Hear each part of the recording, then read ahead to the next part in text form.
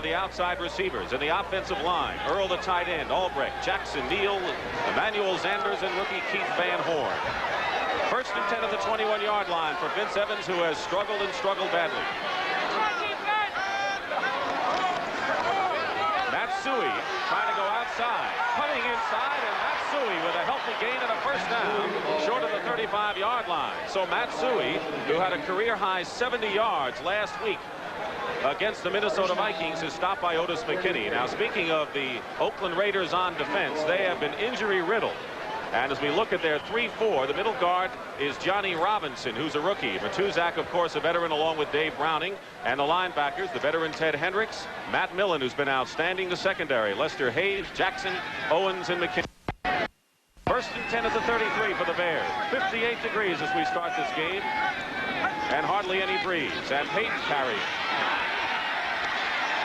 Peyton tried to get outside with a block by Emmanuel Zanders, but forcing the play for the Raiders is Randy McClanahan, one of the inside linebackers, and coming up Otis McKinney from strong safety.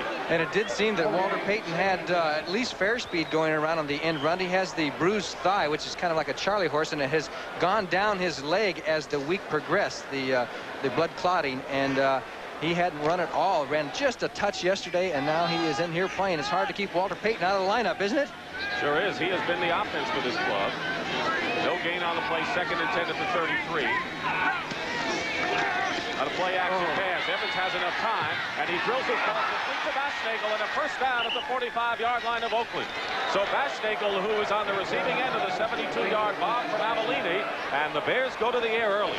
And the Raiders put on a blitz. As you see Randy McClanahan come through, and watch Walter Payton, 34, picks him up on the quick blitz through, and that was able to give Evans the time to make the pass downfield to Bashnagel for a 1st down. But Walter Payton, with the key block on the blitz right up the middle, picked it up, and Evans was able to get the pass off to Bashnagel. 22-yard pickup for Bryan, who goes into the game with 31 receptions. Now he has one behind Marjoram.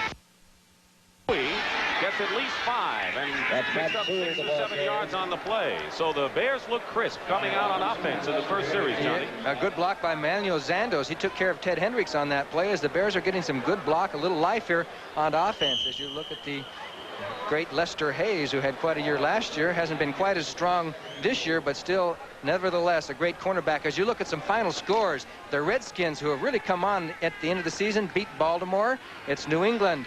Buffalo 19-10 over New England. That's the final. 2nd and 4 at the 39. Bears are moving the ball in the 1st offense. Bashnagel 84 in motion. And the 1st back through is Suey, has a 1st down. Penalty marker is down, however, at the 35-yard line. And Matt Millen coming in and holding penalty against the Bears. So that was the 1st collision of the day between Matt Suey and Matt Millen, who were roommates at Penn State. There's Neil Armstrong, the Chicago Bears coach, who could very well be coaching his final 2 games. Holding, offense, number 52. Dan Neal, the center, was called for holding, and that, of course, can hurt a drive. And that was there was a good block. You may have noticed as Noah Jackson came out through a good block on Rod Martin. So the Bear offensive line has been blocking despite that holding situation. 2nd and 14, ball back at the 49, still in Oakland territory. Blitz. Here comes the safety, and the pass is caught anyway. It is caught to Kenny Marjoram, and Marjoram has a 1st down inside the 10-yard line. The whistle blows. And Lester Hayes defending on the play. So Kenny Marjoram, who played his college ball at Stanford and has been kind of upset he hasn't been on the receiving end, catches one here. Oh, and here comes McKinney from the outside. You're going to see number 23 on the blitz. Evans felt him coming. He was coming from the backside, but he got the pass off to Marjoram and then took the shot, and Marjoram makes the grab, takes it down, and you got to know he's happy. The man from Stanford, the man who loves to windsurf and everything else, but he loves to catch football. Reception, I think, as you mentioned, in a long, long time. Well, for a while, he had a shot at catching Harlan Hill's 45 for a rookie. Roland Harper, number 35, and Willie McClendon, 37, are in the backfield now for the Bears, who have 1st and goal at the 8-yard line. McClendon and Matt Millen forced the play. Willie McClendon, who played very well for Peyton in the Kansas City game, is stopped by Matt Millen, who has just been outstanding in his 2 years since coming. McClendon, of course, from Georgia in his 3rd year. Now watch him come across the line of scrimmage and get there behind Zanders and makes the tackle before McClendon can get going. Good play by Matt Millen. This football team, I'm surprised the Raiders are at the situation that they are in right now, 7-7. You would have thought they were going to be coming off the Super Bowl. They have some good young players. They had some critical injuries early. It's a good football team. They'll be back in there next year. 2nd and 12. Ball at the 12 following the 2-yard loss. Evans going to the air and has time. He's also able to run. And Evans' pass is deflected, knocked away. Ted Hendricks and Otis McKinney were defending on the play. Otis McKinney, a former New York Giant, makes the play, and there were no Bears around the ball. Now here is where Evans should shine more than he has in the past as far as running this year. Here he could have taken off down the field, but he waited and waited and then threw the ball on the run. Did not get it high enough, as Ted Hendricks is tall, but the pass really wasn't high enough, as Ricky Watts was deep in the end zone. Keep in mind that the Chicago Bears have a great streak against the AFC West. They beat both San Diego and Kansas City in overtime, trying to go 3-0 against this division. It is 3rd and 12 at the 12. 6 defensive backs in there for the Oakland Raiders, and pressure on Evans. And Evans trying to go to Harper, falls down. No one near him. Harper fell down. Covering on the play for the Raiders, Rod Martin, the right outside linebacker, and Monty Jackson, the cornerback. So it'll be 4th down, and Rovetto will come in for an apparent field goal. Here was the pass. You'll see 35 slip just as the ball was on its way there. He saw that it was going to be a little bit longer. He stumbled, had no chance for the ball. That's unfortunate for the Chicago Bears. However, I think the pass would have been too far anyway. So John Rovetto coming in now with Bashnagel holding. You remember last week the Bears faked, and a pass to Al Harris got him knocking on the Viking door. So here's Rovetto, 10 for 16, a 30-yard attempt, and the kick is no good. A line drive kick is no good.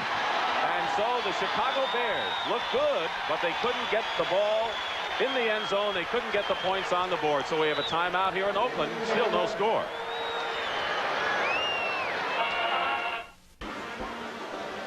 So the Oakland Raiders have it 1st and 10 on their 20-yard line following Rovetto's miss from 30 yards out. So Rovetto now 10 for 17 on the year. And we'll give you the Oakland offense after this play. Mark Wilson, the quarterback, in his 9th start, has won 5 of 8 thus far.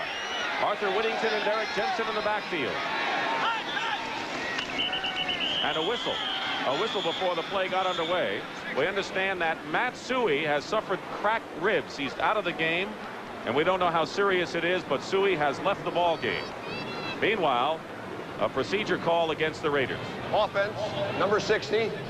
Ball start. It was the rookie at left guard, Kurt Marsh, a #1 draft choice, who's replaced Gene Upshaw in the lineup. As you look at Tom Flores and the offense for the Raiders, Mark Wilson, 2nd year from Brigham Young, Jensen and Whittington, the running backs, the amazing Cliff Branch outside, and Bob Chandler will tell you his story. Derek Ramsey, the tight end, we told you about. Lindsey Mason is starting at left tackle in place of Art Shell. 1st and 15 now at the 15-yard line, and Wilson has enough time to look over those defenders, and he completes a pass inside to the 20-yard line to Arthur Whittington. Now the defense for the Chicago Bears, and what a defense it's been, as we mentioned the last 5 weeks. The front four of Hampton, Osborne, Page, and Harris. Page coming to the end of a brilliant 15-year career. The linebackers, Brian Cabral in for Otis Wilson. Singletary, the fine rookie, and what a hitter. Schmidt, Henderson, Plank, and Fensick in the secondary. And of course you'll be seeing a lot of Todd Bell and Jeff Fisher as well. 2nd and 10 at the 20-yard line. And here's pressure. A blitz, and the pass intended for Bob Chandler is incomplete. And Brian Cabral from the others putting pressure in on Mark Wilson. And Mike Singletary, number 50, really put a blitz on. He almost killed Sylvester as he came right up the middle, tried to time the snap. Here's Sylvester, makes the snap, and then boom. Here comes Singletary trying to allow number 82 to get through, who was Alan Page, as they put the blitz on Wilson and did disrupt the play. And as you saw, the pass was not accurate. That's the advantage of the blitz once in a while. One thing about Mark Wilson at 6'6", he can really look over the defense and really hang in there and plant his feet and find those 2nd and 3rd receivers. 3rd and 10 now. Ball still at the 20, and the Bears are going into their 6th defensive back alignment with Todd Bell and Jeff Fisher. On 3rd down, Wilson has the time, and the pass is dropped by Cliff Branch. He was there, he had the first down, and he was going out of bounds with it, but he couldn't hold on. So the amazing Cliff Branch in his 10th year didn't hold on there. Okay, as we see the dropout, pretty good diagnosis there by Wilson as he throws. They had Todd Bell in the short zone, but they had the out pattern, and it hit Branch right in the hands. He doesn't drop many passes like that. What a receiver he's been. Boy, are we dissecting that poor drop pass. He says, why don't you do all these ISOs when I catch them? We do. I think we do. All right, it's 4th down, and there you see Ray Guy at the 5-yard line. He's second in the AFC, and he has been really hampered by a bad back. He's been in traction a couple of times. Jeff Fisher, one of the leaders in the NFC in punt returns, now moving up to the 35. Guy is averaging nearly 44 yards a kick. But his average against the Steelers Monday only 39, and he's just not the same with the back. Just imagine, though, a bad back, and he's averaging 44 yards. Former #1 draft choice, and a great one. They tried to block it. McClendon came in there, among others, and the kick will go out of bounds. And a great field position coming up as Ray Guy, of course, has a lot of pride. He's not used to this 23-yard kick, and the Bears in great field position when we come back. They're in great field position, 1st and 10 at the 42-yard line. Nothing the score. The Bears' first drive ended up with nothing as Rovetto missed a field goal. Walter Payton is in the lineup along with Roland Harper, number 35. Matsui has cracked ribs as he's out of there. Short drop and a pass, incomplete. Intended for Ricky Watts and overthrown Watts. He was covered on the play by Monty Jackson, who was hurt last week.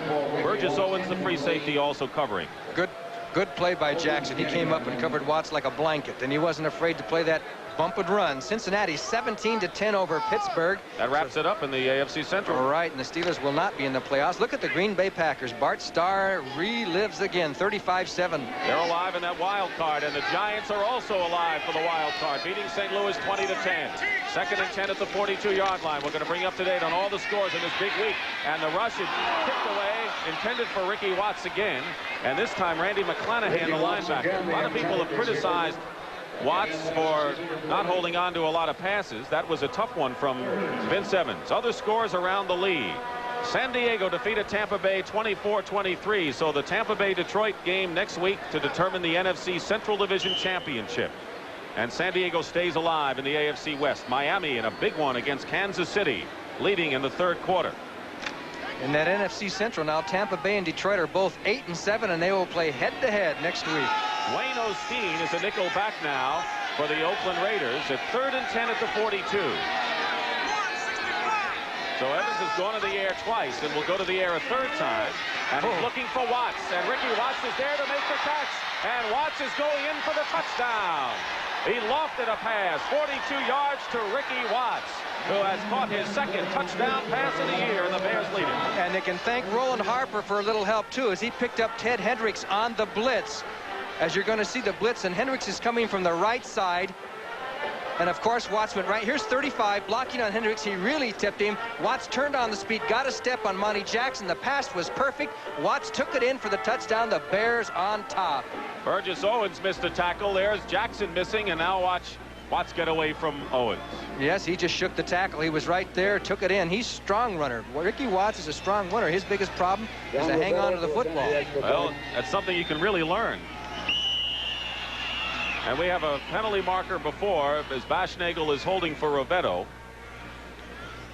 And we have an offsides call against Oakland. 75. Howard Long, the rookie from Villanova, on the kickoff. And so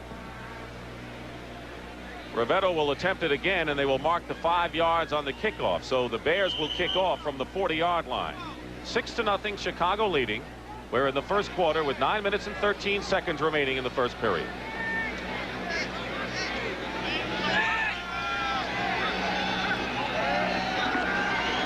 Now Rovetto makes good on the conversion attempt, and so the Chicago Bears seem to have a whammy over the AFC West, have taken an early lead, 7-0 here on Vince Evans' 7th touchdown pass of the year. We'll be back with the Bears kickoff in a moment. So the Bears, who came up empty in their first drive, make good the 2nd time on a 3rd down and 10 play. Evans to Watts, 42 yards. And the Bears are up 7-0. And so now John Rivetto will kick off for the white-shirted Chicago Bears. Arthur Whittington and Malcolm Barnwell are deep, and it's headed for Barnwell. 3 or 4 yards in the end zone. He slips and runs it out.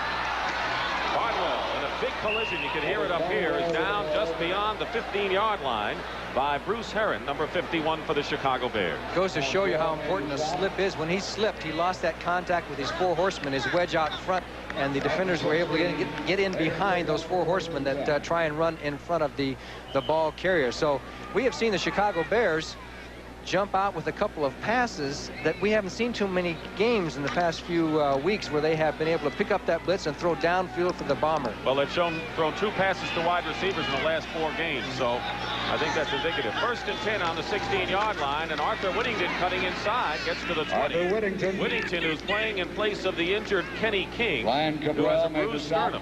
And King, of course, went over 100 yards last week, but Whittington, no slouch, caught 6 passes, a career high for him against Pittsburgh. Cabral made the tackle. Mark Wilson had 3 touchdown passes last week, and in fact, in 4 of the last games, 3 of the last 4 games that they've played, and he's had 3 touchdown passes. That's not too bad. Not for a second-year man or a rookie.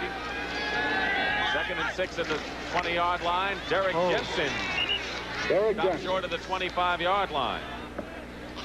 Jensen, in his 3rd year, a 3rd-round draft choice, had his longest run from scrimmage last week, 33 yards, but he's basically known for his blocking. Once again, Cabral makes the tackle. The thing about this Raider offensive line is that they're huge. They're big guys, and they're going to be tough to handle in there for the Chicago Bears, and they may have to rely on a lot of blitzing to kind of upset that situation. Johnny, their offensive linemen outweigh the Bears almost 10 pounds a man, it seems. That's a lot. That's a lot. In pro football, everything is so even, but not the weight situation here. 3rd and 2 now, and Plank is showing a blitz. Derek Jensen is moving forward and close to a 1st down, and he may have it, depending on where they spot it, as the Bears came in with the nickel back. It is a 1st down for the Oakland Raiders. 7 minutes and 40 seconds remaining in the 1st quarter. 7-0 in favor of the Bears, and Neil Armstrong trying to guide his team to the 5th victory of the year. Of course, the big upset really hurt Minnesota last week, 10-9, and I guess the Lions put the lid on the Vikings yesterday, John. That's right, and 3-4 weeks ago, everybody was saying the Vikings have it all wrapped up in the Central Division. Well, it was not true. As you look at Tom Flores, former quarterback for the Raiders, who did, as you know, a fantastic job last year. Jensen cutting inside is upended, and a fine play again by the secondary Doug Plank. Derek Jensen tripped up by stopped by Doug Plank, and I think a lot of people may not realize how well the Chicago Bears defense has gone in the last 5 years. Plank, of course, is fencing, and opposing teams know how hard hitting those safeties are. Well, if they can come up and fill a hole. That time the Raiders had the Bears defensive line blocked, but here came Plank on a kind of a semi-blitz there to bust the play. So Mark Wilson at the line, and 2nd and 9 at the 29.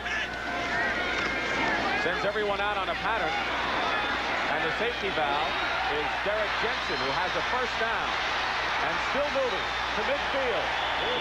Derek Jensen is tackled by Gary Campbell from behind, but not before a 21-yard gain. And Derek Jensen is the hard worker in the early going for the Raiders. Excellent pass protection for Wilson. He was able to find nobody down the field and finally went to his safety valve, as the Bears had a 3-man rush and the Raiders just took care of it. Nobody could get there, so he went to the safety valve, and there was a mistake on the Bear coverage. Singletary comes over way late, but he's coming so fast that this is the easiest time to fake somebody out, and Derek Jensen got a few extra yards. Tremendous block by somebody came across there. Was that Chandler? Could that have been a wide receiver? Wouldn't surprise me. Knocked Plank right out of the play. 1st and 10 at midfield. Arthur Whittington with is stopped by Mike Singletary. And now you know that Singletary is gaining that great reputation for hitting ball carriers. Remember Joe Delaney and a few others, John. Boy, he really popped him. He really popped Whittington. That time you'll see the lead back. Jensen misses Singletary. Number 50 will come through right behind the lead blocker here, and he collides with Whittington head on. Right there, and he's coming like a submarine. 2 heads collided there. I think there might be a couple of headaches. 2nd round draft choice from Baylor, and looking better and better each week. 2nd and 9 at the 49-yard line. Bears going with the nickel defense. Wide receivers out to the left, and pressure on Wilson, who loses his footing. He's going up top here for Cliff Branch, who's covered by Terry Schmidt, incomplete. So it'll be 3rd and 9.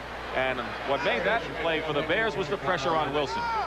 Right, and there was a blitz that time too. Doug Plank came up the middle and he was blocked.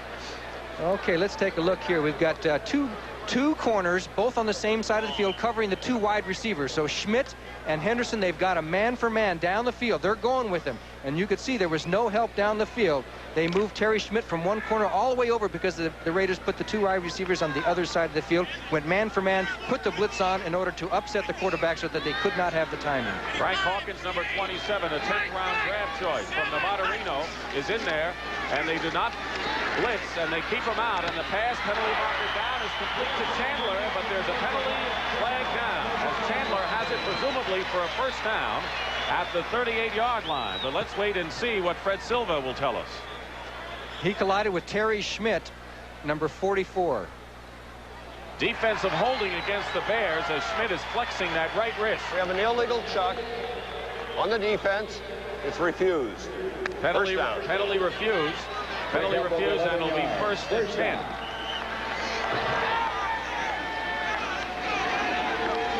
Derek Jensen replaces Frank Hawkins. And the Raiders are moving. The Bears 7-0 with 5:05 remaining in the first quarter. Mark Wilson, who set 11 NCAA records at Brigham Young, and a very cool, calm general. Singletary in pass coverage now, and Wilson is hit hard.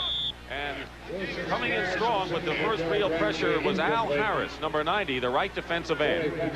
Harris putting a lot of pressure on the offensive line for the Raiders that has rookie Kurt Marsh and third-year man Lindsey Mason off the left side, John. Al Harris had an excellent game last week for Chicago, as the whole defense did. As you take a look at Mark Wilson, 2 for 6 out of BYU. They really put out the quarterbacks, as everybody knows. And we were talking to Al Davis down on the sidelines before the game, and he has high hopes that Wilson is going to be one of these quarterbacks that's going to be around 10, 15 years. He says he's impervious to the pass rush. He does not have those quick feet worrying about who's going to hit him. And here comes a blitz against Wilson, who gets the ball off, and it's incomplete. Doug Plank forced the play on the intended receiver, Arthur Whittington, coming out of the field. This is just hard hitting, and the Bears are playing this game as if more than jobs depend on it. Everybody comes on the blitz. Everybody's coming. They're trying to put all kinds of pressure on the young quarterback. There's number 50, Singletary, and you can see outside here, Gary Campbell, 59, and then they forced Wilson to throw sooner than he wanted to. He went to Whittington, and it affords a defensive back like a Plank to play tight because he knows they're going to have to throw the ball quick, and then he's going to pop that receiver. So at the 38, it's 3rd and 10, and the Raiders, that used to be solid on the left side with Shell and Upshaw, now have Mason and Marsh. And here they come again. As they come in on Wilson. This time Wilson withstands it, and the pass is complete. The pass is complete to Cliff Branch. And it'll be, I believe, close to another first down. Let's see where they spot it. They may be short. There's a penalty flag down as well, as Branch caught the ball. Defensive holding, the second call of that kind in this drive against the Bears, and that will mean an automatic first down for the Raiders, and they will accept the penalty. Well, I would imagine they would, Dick, that they're going to take it. Let's see, what is the situation here? 3rd, it was 3rd, and it would have been 4th and less than a yard. Right. Now they're going. Holding on the defense. Number 46. First down. That's Doug Plank holding. So it's a first down. So the Raiders would rather have the first down than have 4th in a little bit. And Plank, who was the guilty party, pleading his case. 1st and 10 at the 33. And one of the reasons the Bears blitz so much early in the game is to see the blocking schemes of how the Raiders are going to pick it up, and then they make their adjustments. Chandler is wide to the right, Branch to the left, but this time Derek Jensen is hit head on. And this time it is the other defensive end, Dan Hampton, who came in. So with Hampton and Harris, the Bears are well set at defensive end. Of course, Mike Hartenstein also comes in on pass situations. Gain of 1, 2nd and 9. Do you know what the Raiders' record since 1967 is? 148 wins, 47 losses, and 7 ties. The best record in all of pro football the past 15 years. And they showed what they were made of in beating Pittsburgh last week and coming from behind to beat Seattle the week before. 2nd and 9, and 6 defensive backs in there now, and they give it to Arthur Whittington. And Whittington gets inside the 30. He'll be setting up a 3rd and long yardage, or 3rd and about 5, as Arthur Whittington, who's got good speed and the best receiver among the running backs for the Oakland Raiders. At the 28. Gain of 3. It'll So be Oakland 3rd and 5. trying to emulate the Bears with a drive of their own, trailing 7-0 here in the first quarter with 3:45 remaining. Dick Stockton and Johnny Morris here at Oakland Coliseum on a dismal, dreary day as both receivers go to the right now. Henderson comes up to meet Branch. And Terry Smith with Chandler with a 6 defensive back alignment. And this time Wilson has time, and he's going for Chandler. Wide open touchdown.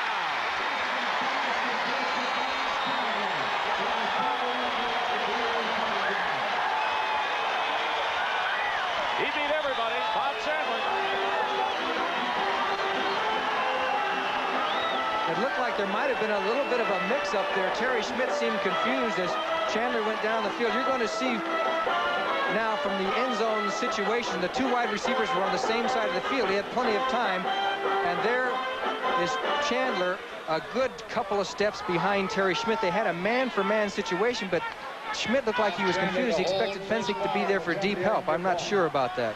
Chandler will hold for Chris Barr, who is 26 for 31 this year in conversions, and that kick is blocked at the line.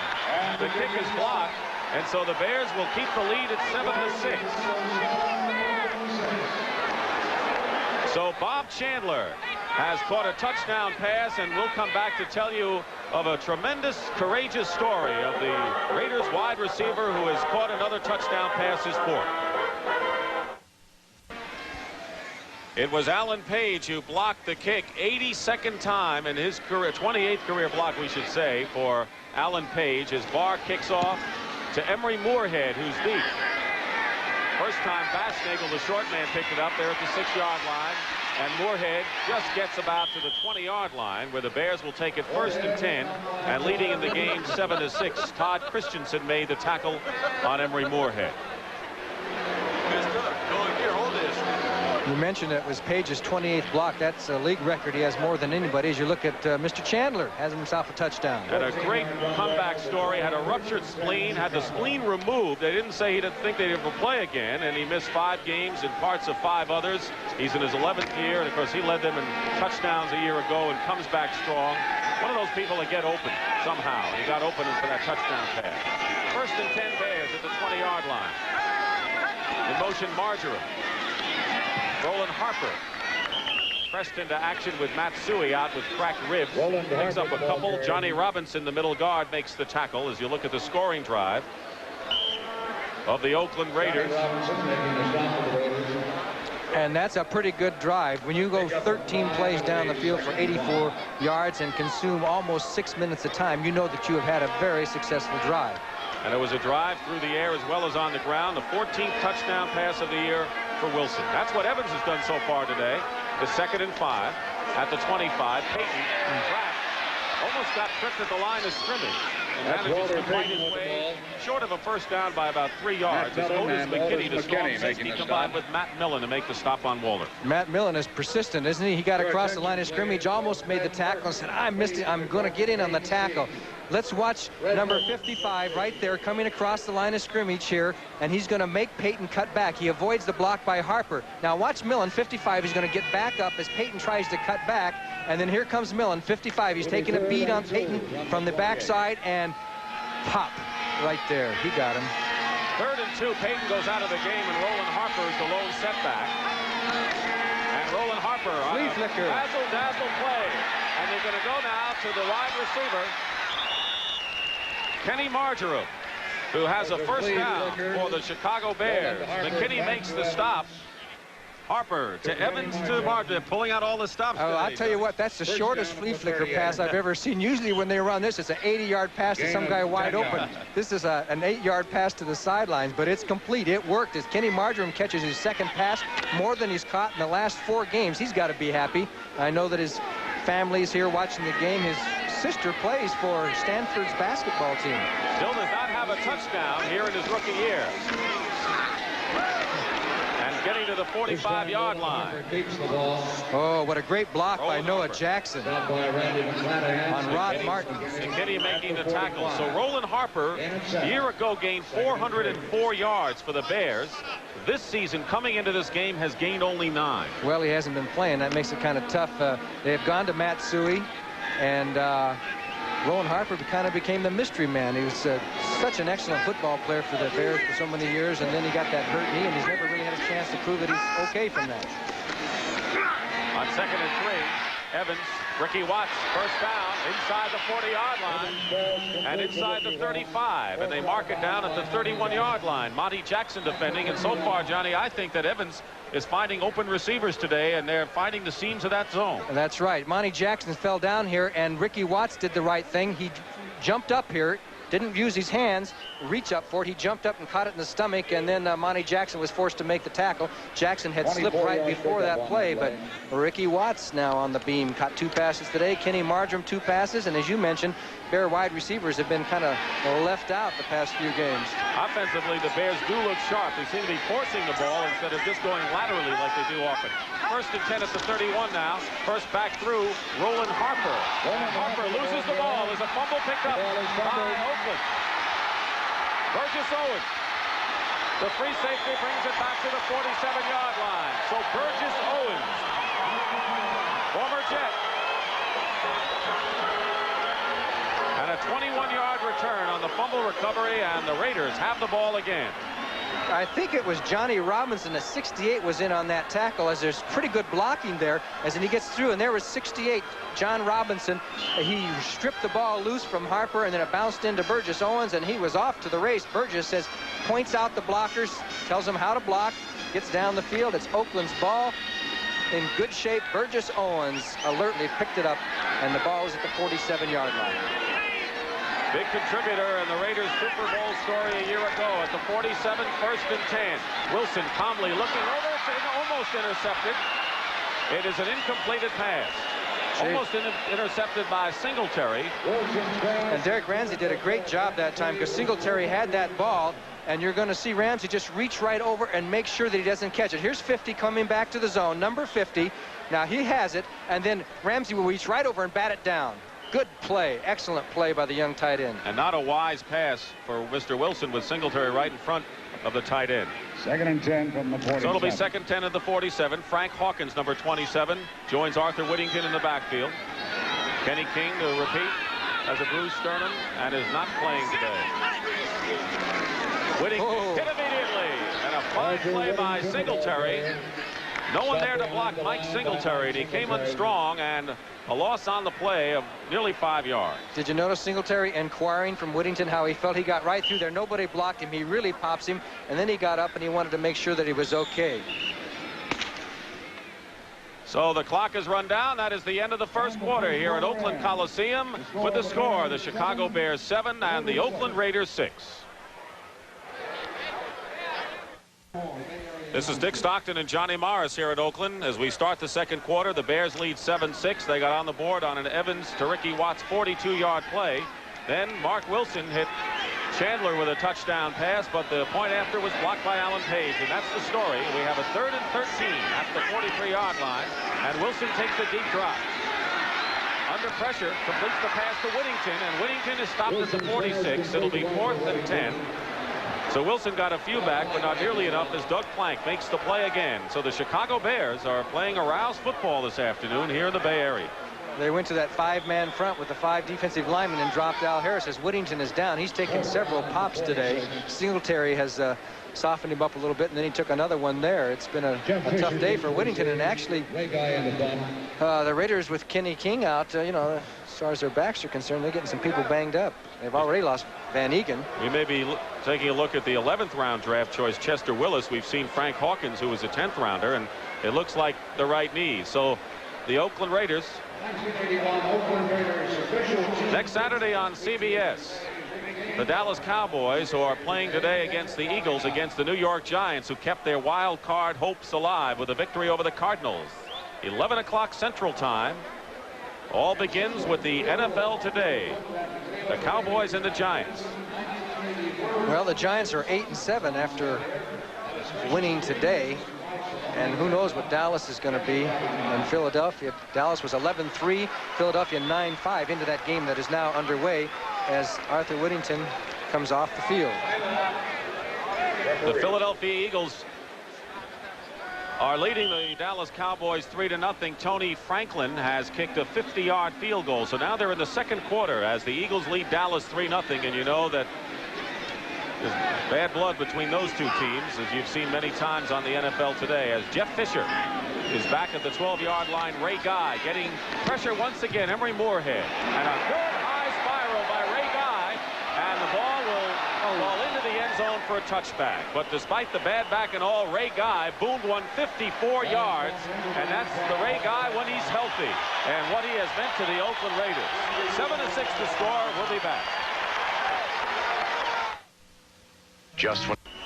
The veteran Hendricks talking to the second-year Matt Millen from Penn State, who was a second-round draft choice. He met his roommate, Matt Suhey, on a crunching hit, and Suhey had to retire with cracked ribs, so they had a very brief reunion.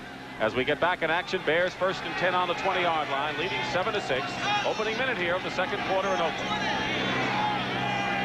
Roland Harper and Walter Payton in the backfield. And the pass to Ricky Watts, almost intercepted by Monty Jackson off the hands of Ricky Watts, and he was open there, John. Yes, he was. Down on the quick post, the play action pass on first down. That's the time to run it, but he just stood a little bit behind him. He goes down about 6 yards, takes the break inside. Boom, the ball's got to be right there. And it was a touch behind him as Monty Jackson comes up late. It would have been a completion and a first down as the Bears throwing more and more on first down. Watts coming in the game with 20 receptions, 3rd on the club, 2nd and 10. Plays brought in by the wide receivers, and here's Walter Payton faking going up the middle, and he is hit immediately by Randy McClanahan and Ted Hendricks, the left side linebacker. So Randy McClanahan, who doesn't have great range, but a tough hitter he is. And Walter Payton, who's, you know, gone over the 1,000 mark for the 6th consecutive year. Franco Harris has done the same in the AFC. 3rd and 7 at the 23-yard line. Wayne Osteen, number 35, is a nickel back for the Raiders. 3 wide receiver alignment for the Bears. And Evans going to Payton. Incomplete. It'll be 4th down, and Rod Martin was defending on the play, and Rod Martin received an award that is very significant to the Oakland Raiders before the game, because he won an award emblematic of the pride and poise that the Oakland Raiders use as their slogan. The Gorman Award last year won by Ted Hendricks. This year won by Rod Martin. Bob Parsons, who has punted 101 times, and that's 8 less than the all-time record. Ted Watts, the rookie from Texas Tech, who ran a punt back 52 yards against the Steelers, backs up to the 29. And Watts is stopped at the 31-yard line. A 49-yard punt and superb coverage by the Chicago Bears will set the Oakland Raiders back. So you're looking at one of the top draft choices, Ted Watts of the Raiders, and the Bears lead by 1. Ted Hendricks, who has never missed a game since joining the Baltimore Colts in 1969. Durable and not your usual linebacker. 1st and 10 at the 32. And maybe Singletary won't be a usual linebacker either if he continues to go like he's gone. And Wilson has time. He's looking for Chandler, and a fine play by Reuben Henderson as the ball hung up there. And Henderson was able to make the hit, but we have a penalty flag down and holding against the Raiders. That time the Bears went into a zone defense as Terry Schmidt dropped off at the last second, and they had a deep zone, and Henderson just played it perfectly. As you see, the Oakland Raiders are going to suffer a penalty. Well, Henderson has done so well this year against some of the better receivers. Offense, number 65. Holding, first down. Mickey Marvin, the right guard, holding on the call. Sends the Raiders back to the 22-yard line. It'll be 1st and 20. Wilson so far is 5 for 12 for 67 yards and 1 touchdown. Got his chance when Jim Plunkett was benched after 3 consecutive shutouts.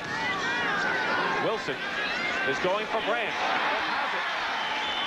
At the 41-yard line, short of a first down by about 6 or 7 yards, and Reuben Henderson defending on the play. That was an excellent play by the Raiders. Branch was in very tight, only split about 5 or 6 yards, and he started heading towards the sideline and then just cut back into the inside.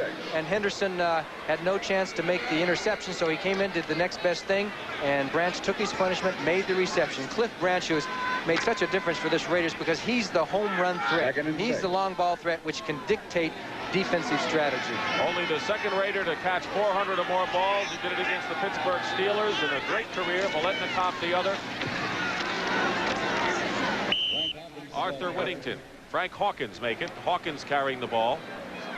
Well, you should have seen Doug Plank. He was blitzing that time, and he ran into Kurt Marsh. He got tied up with that offensive line blocking, and old Doug said, hey, I'm going to hit him from the backfield. Get me out of that line.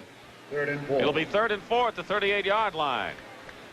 12 minutes and change remaining in the first half. The Bears lead at 7-6 as Alan Page has blocked a Chris Barr conversion attempt for the difference, as both wide receivers down to the left. Chandler, 85, and Branch is watched by Terry Schmidt. Branch has a lot of speed on Schmidt, but this time Wilson rolls out and lofts it to the tight end. Derek Ramsey overthrown. It'll be incomplete. Doug Plank was covering on the play, and there was an opportunity for Cliff Branch against Terry Schmidt one-on-one. Terry Schmidt came out and played 1 yard off the line of scrimmage trying to bump and run with Cliff Branch, and that was an impossible situation. Branch did get open, but you saw Wilson was out to the other side, never saw it happen. So Wilson goes off, and Ray Guy is in to punt for the Raiders on 4th and 4. Guy boomed a 54-yarder the last time. This will be his 3rd kick, and Jeff Fisher, who comes into the game 2nd in the NFC, averaging over 12 yards a return at the 15. High kick gives the Raiders enough time to do anything, and a fair catch called for by Fisher inside the 15-yard line. So Ray Guy looking better and better despite the bad back. A 49-yard punt, putting the Bears in a hole. Gentlemen. There's Bear defensive coordinator Buddy Ryan talking with Doug Plank. He deserves a lot of credit. This Bear defense over the last 5 games, if you look at the Chicago Sun-Times this morning, Kevin Lamb researched that the Bears have been #1 the last 5 games in the NFL. As you look at Jim Dooley on the right, there's Ted Plum, Jim LaRue, Dale Hopp. The Bears, what do you call them, quartet of brainstorms up in the press box. 1st and 10 at the 14 for the Bears, leading 7-6. Roland Harper with Peyton blocking for Harper, head down, gets close to the 20-yard line. Other scores around the league as Harper carried, and these are important games. Miami leading Kansas City 17-7. And the Dolphins coming in with a 1/2 game lead over Buffalo and a 1-game lead over the Jets. Philadelphia leading Dallas 10-0 in the 2nd quarter. The Eagles, of course, know they have to win to keep their playoff hopes alive. Denver over Seattle 7-0. Denver can determine their own fate with a 1-game lead in the AFC West. 2nd and 5 now at the 19. Bashnagel in motion toward the line. Watched by Lester Hayes. And Roland Harper breaks a tackle and gets close to a 1st down. Will probably be short by about a yard. And the tackle is made by Matt Millen, the inside linebacker. You know, the Chicago Bears have never beaten the Oakland Raiders in league play. They've played 3 times over the years, and they've all been very close games, but the Raiders have always prevailed. And the injuries that you talked about early in the year, Reggie Kinlaw, the nose tackle, or the middle guard as they call it here in Oakland. Mark Van Egan, of course, is on injured reserve. Bob Nelson, a linebacker. Mike Davis, who played some on Monday night at strong safety. 2 tight ends in there for the Bears at 3rd and 1. Mike Cobb and Robin Earl. And Roland Harper has the 1st down as he gets to the 25-yard line. Make it the 26, and the Bears crunching it out. McClanahan and Millen, the 2 linebackers, make the play. The Raiders feel that in this transition year that a lot of good young players have seen action. Johnny Robinson, the middle guard. Some of the players on offense like Kurt Marsh, who is learning at left guard. And some of the young backs like Hawkins. There's Robinson, 4th-round draft choice. Okay, we have a 1st down situation at the 26. Starting to rain in Oakland. Harper and Roland Harper hit once, twice, still on his feet. That's Roland Harper. And a fine play as Johnny Robinson missed a tackle on Roland Harper. And Mike Davis came in to make the play. Good block by Walter Payton on Ted Hendricks. It was like Mutt and Jeff there, but Payton got the job done as Hendricks was knocked out of the play, and Harper was able to turn up the field. Roland Harper playing more than he's played in a long time. Matsui out with cracked ribs, and Harper has gained 34 yards on 7 carries so far. It'll be 2nd and 4 at the 32 for the Bears. 9 minutes remaining in the first half. Chicago 7 and Oakland 6. Harper once again going outside. Didn't find a hole with his head down and will be satisfied for maybe a yard as Rod Martin closed the hole immediately. Ted Albrecht, number 64, you saw the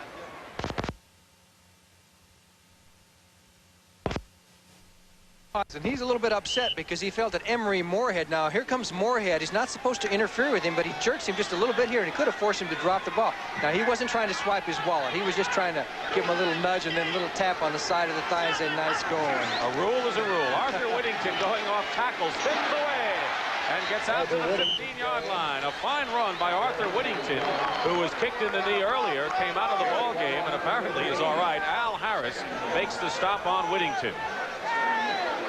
Arthur Whittington with good speed and a fine receiver, a valuable performer, and in the Oakland scheme of things on offense, they demand that both of their backs can block on the play. Whittington has Frank Hawkins, the rookie, number 27, with him. It's 2nd and 5 at the 15. And here is Whittington again, a first down past the 20-yard line. Brian Cabral makes the tackle on Whittington, and great acceleration for him. He came from the other side, number 54, because you'll see Singletary gets caught up in it and gets caught as he tried to blitz through the middle. And here comes 54 from the right of your screen to make the tackle, but a good play by the Oakland Raiders. Good Cabral, play. playing in place of Wilson, has done very well in the action he's seen. You bet he has. 1st and 10 now at the 23-yard line with 3:35 remaining in the first half, and hitting the line, Frank Hawkins. Frank Hawkins, the ball carrier. This telecast is presented by authority of the National Football League and is intended for the private use of our audience. Any rebroadcast or other use of this telecast without the express written consent of the Oakland Raiders and the National Football League is prohibited. Dick Stockton and Johnny Morris here. Overcast in Oakland. We've had some drizzle. It rained heavily this morning, and the field is not at 100%, as you can see some of the players slipping. The lights have been on since the start. 2nd down and 7 at the 26. Mark Wilson peering over the defense, finds the tight end Derek Ramsey, who makes a great catch. And there's a great athlete in Derek Ramsey, who is a quarterback at the University of Kentucky and also is on their basketball team. We're not talking about a medium school. This is Kentucky now. He's the last guy that I would have thought that Wilson was going to throw to. He throws it late, and he's got 3 guys around him. Gary Fensick is right there, and boom, he puts it right in there between Campbell, Al Harris, and Fensick, and then it's a completed pass, and they almost got the first down out of it. We have a 3rd down and 1 situation where the Bears have been the strongest on defense this year. That's right. They have risen to the occasion. Yeah, the Bears changing their defenses around. They have 5 defensive linemen. So now the Raiders call a timeout, and Wilson goes to the sidelines as the Bears effectively have confused Wilson to an extent. Timeout, and we'll be back. With Ted Marchibroda talking things over with Neil Armstrong. That's our score, and that's the time remaining in the 2nd quarter here. It is 3rd and 2 at the 32-yard line for the Raiders. Trailing 7-6, and Alan Page's block of a Chris Barr conversion. The difference in this one, no scoring in the 2nd quarter. Wilson under pressure, play action going up top for Cliff Branch. Incomplete. He's chased behind by Reuben Henderson. So it'll be 4th down. Branch needs 40 yards for 7,000 career yards and has 15 so far, and would have gone over the 7,000 mark if he had caught up with that ball. Just shows you the advantage of a good pass rush.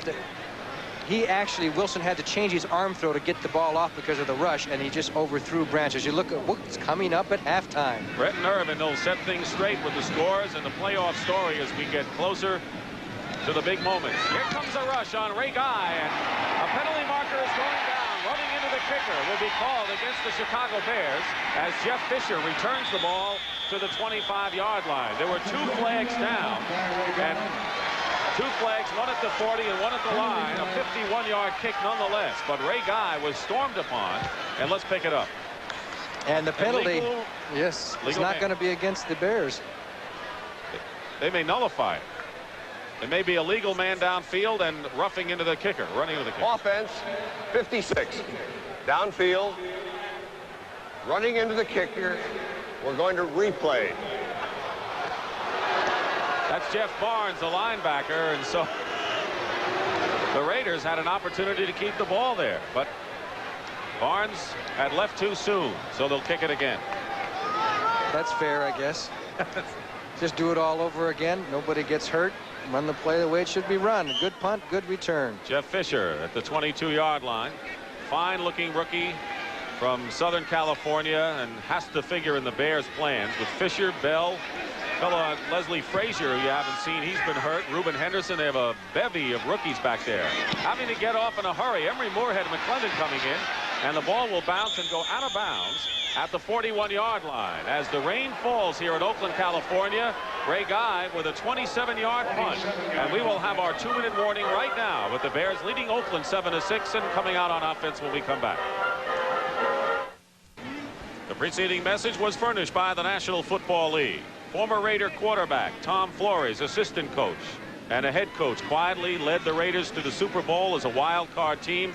And Al Davis kicking himself before the game, saying Raiders could have come so close to making it again, and who knows in this wide open season what the Raiders might have done. Well, they suffered those 3 shutouts early in the season. They had a couple of games where key penalties knocked them out, and they're really a much better team than a 7-7 situation. Greg Graceland, number 54, is in for Randy McClanahan. 1st and 10 at the 41. They're going to Baschnagel, but it's overthrown. And Lester Hayes, step for step with Brian Baschnagel, who, of course, still has the wrist taped up, although doesn't have the cast anymore for that broken bone that he played with his wrist. Brent Nerve will bring you up to date at halftime, and a lot of games with incredible significance, I would think, Johnny, as we get closer to the playoffs. Well, they're getting down to the nitty-gritty. I don't know how many teams were still in it going into today's game with possibilities, but that's going to be cut down a little bit, and there's going to be a few big games this coming weekend as Vince Evans, who now is not calling his own plays. They're being sent in by the receivers from the coaches. But many feel at this stage of his career that really has taken some pressure off him. Marjoram in motion, along with Baschnagel to the right. Ricky Watts to the left. And Evans pass to Walter Payton with a penalty marker down. Payton has it to the 42-yard line. It is an apparent first down. Otis McKinney makes the tackle, but let's see what the penalty marker is. It might have been against McKinney for putting a jam on Ken Marjoram. At least they collided. We'll have to see whether they call it offense, but usually in that situation they'll call it against the defender, and I think it's 23, McKinney, who collided with Marjoram earlier in the play. Apparently that's the call, John, as the Bears are using Peyton more as a receiver than they are as a runner, because he has carried 3 times for just 6 yards in this game. There's McKinney, and they mark it off to the 27. Well, there must have been a couple of penalties. Personal foul, number 37. Defense, shot to the head. First down. It's Lester Hayes. That was Lester Hayes. What about the McKinney situation? Lester Hayes. And that gives the Bears a great opportunity here with 1:43 remaining. And they have all 3 of their timeouts remaining in the half. 1st and 10 at the 28-yard line. I think there were 2 penalties, and they took the bigger of the penalties. Evans to the air at 1st and 10, going up top to Baschnagel, and it's just beyond him. Baschnagel was covered by Ted Hendricks on the play. And he's just overthrowing some of these receivers who could be gone for the races. But how would you like to have that job that Ted Hendricks did? Here's 83 right here. You see him comes off the rush, and he starts with the back, then he goes downfield, and Ted Hendricks is the defender on Brian Baschnagel down the field. There he is, 83 and 84, and it was just a little bit too long. And I tell you what, that's why I wouldn't want to be a linebacker in the NFL covering wide receivers down the field. And he's all over the field, I'll tell you, Hendricks. He can come in. Boy, the rain is coming. 2nd and 10. And you're right, Johnny, the rain coming out. Kenny Marjoram overthrown again. And Marjoram had the defense beaten. Looking for his first touchdown pass of the year. Otis McKinney and Burgess Owens were behind Kenny Marjoram. As you look at some of the Bear assistants in the rain falling here at the Oakland Alameda County Coliseum. And so this natural turf is getting soaked some more. And the 49ers, of course, are in action against the Houston Oilers, and we assume they have the same weather conditions on some tough turf over there. So it'll be 3rd and 10 at the 28-yard line, and the fans now reach for their rain gear. That's the time remaining in the first half. 7-6 to score. Evans hit Watts with a 42-yard touchdown. Going to the air again. And this pass for Baschnagel is intercepted by the Raiders. Mike Davis, who injured his ankle, the strong safety, who is so important to the Raiders.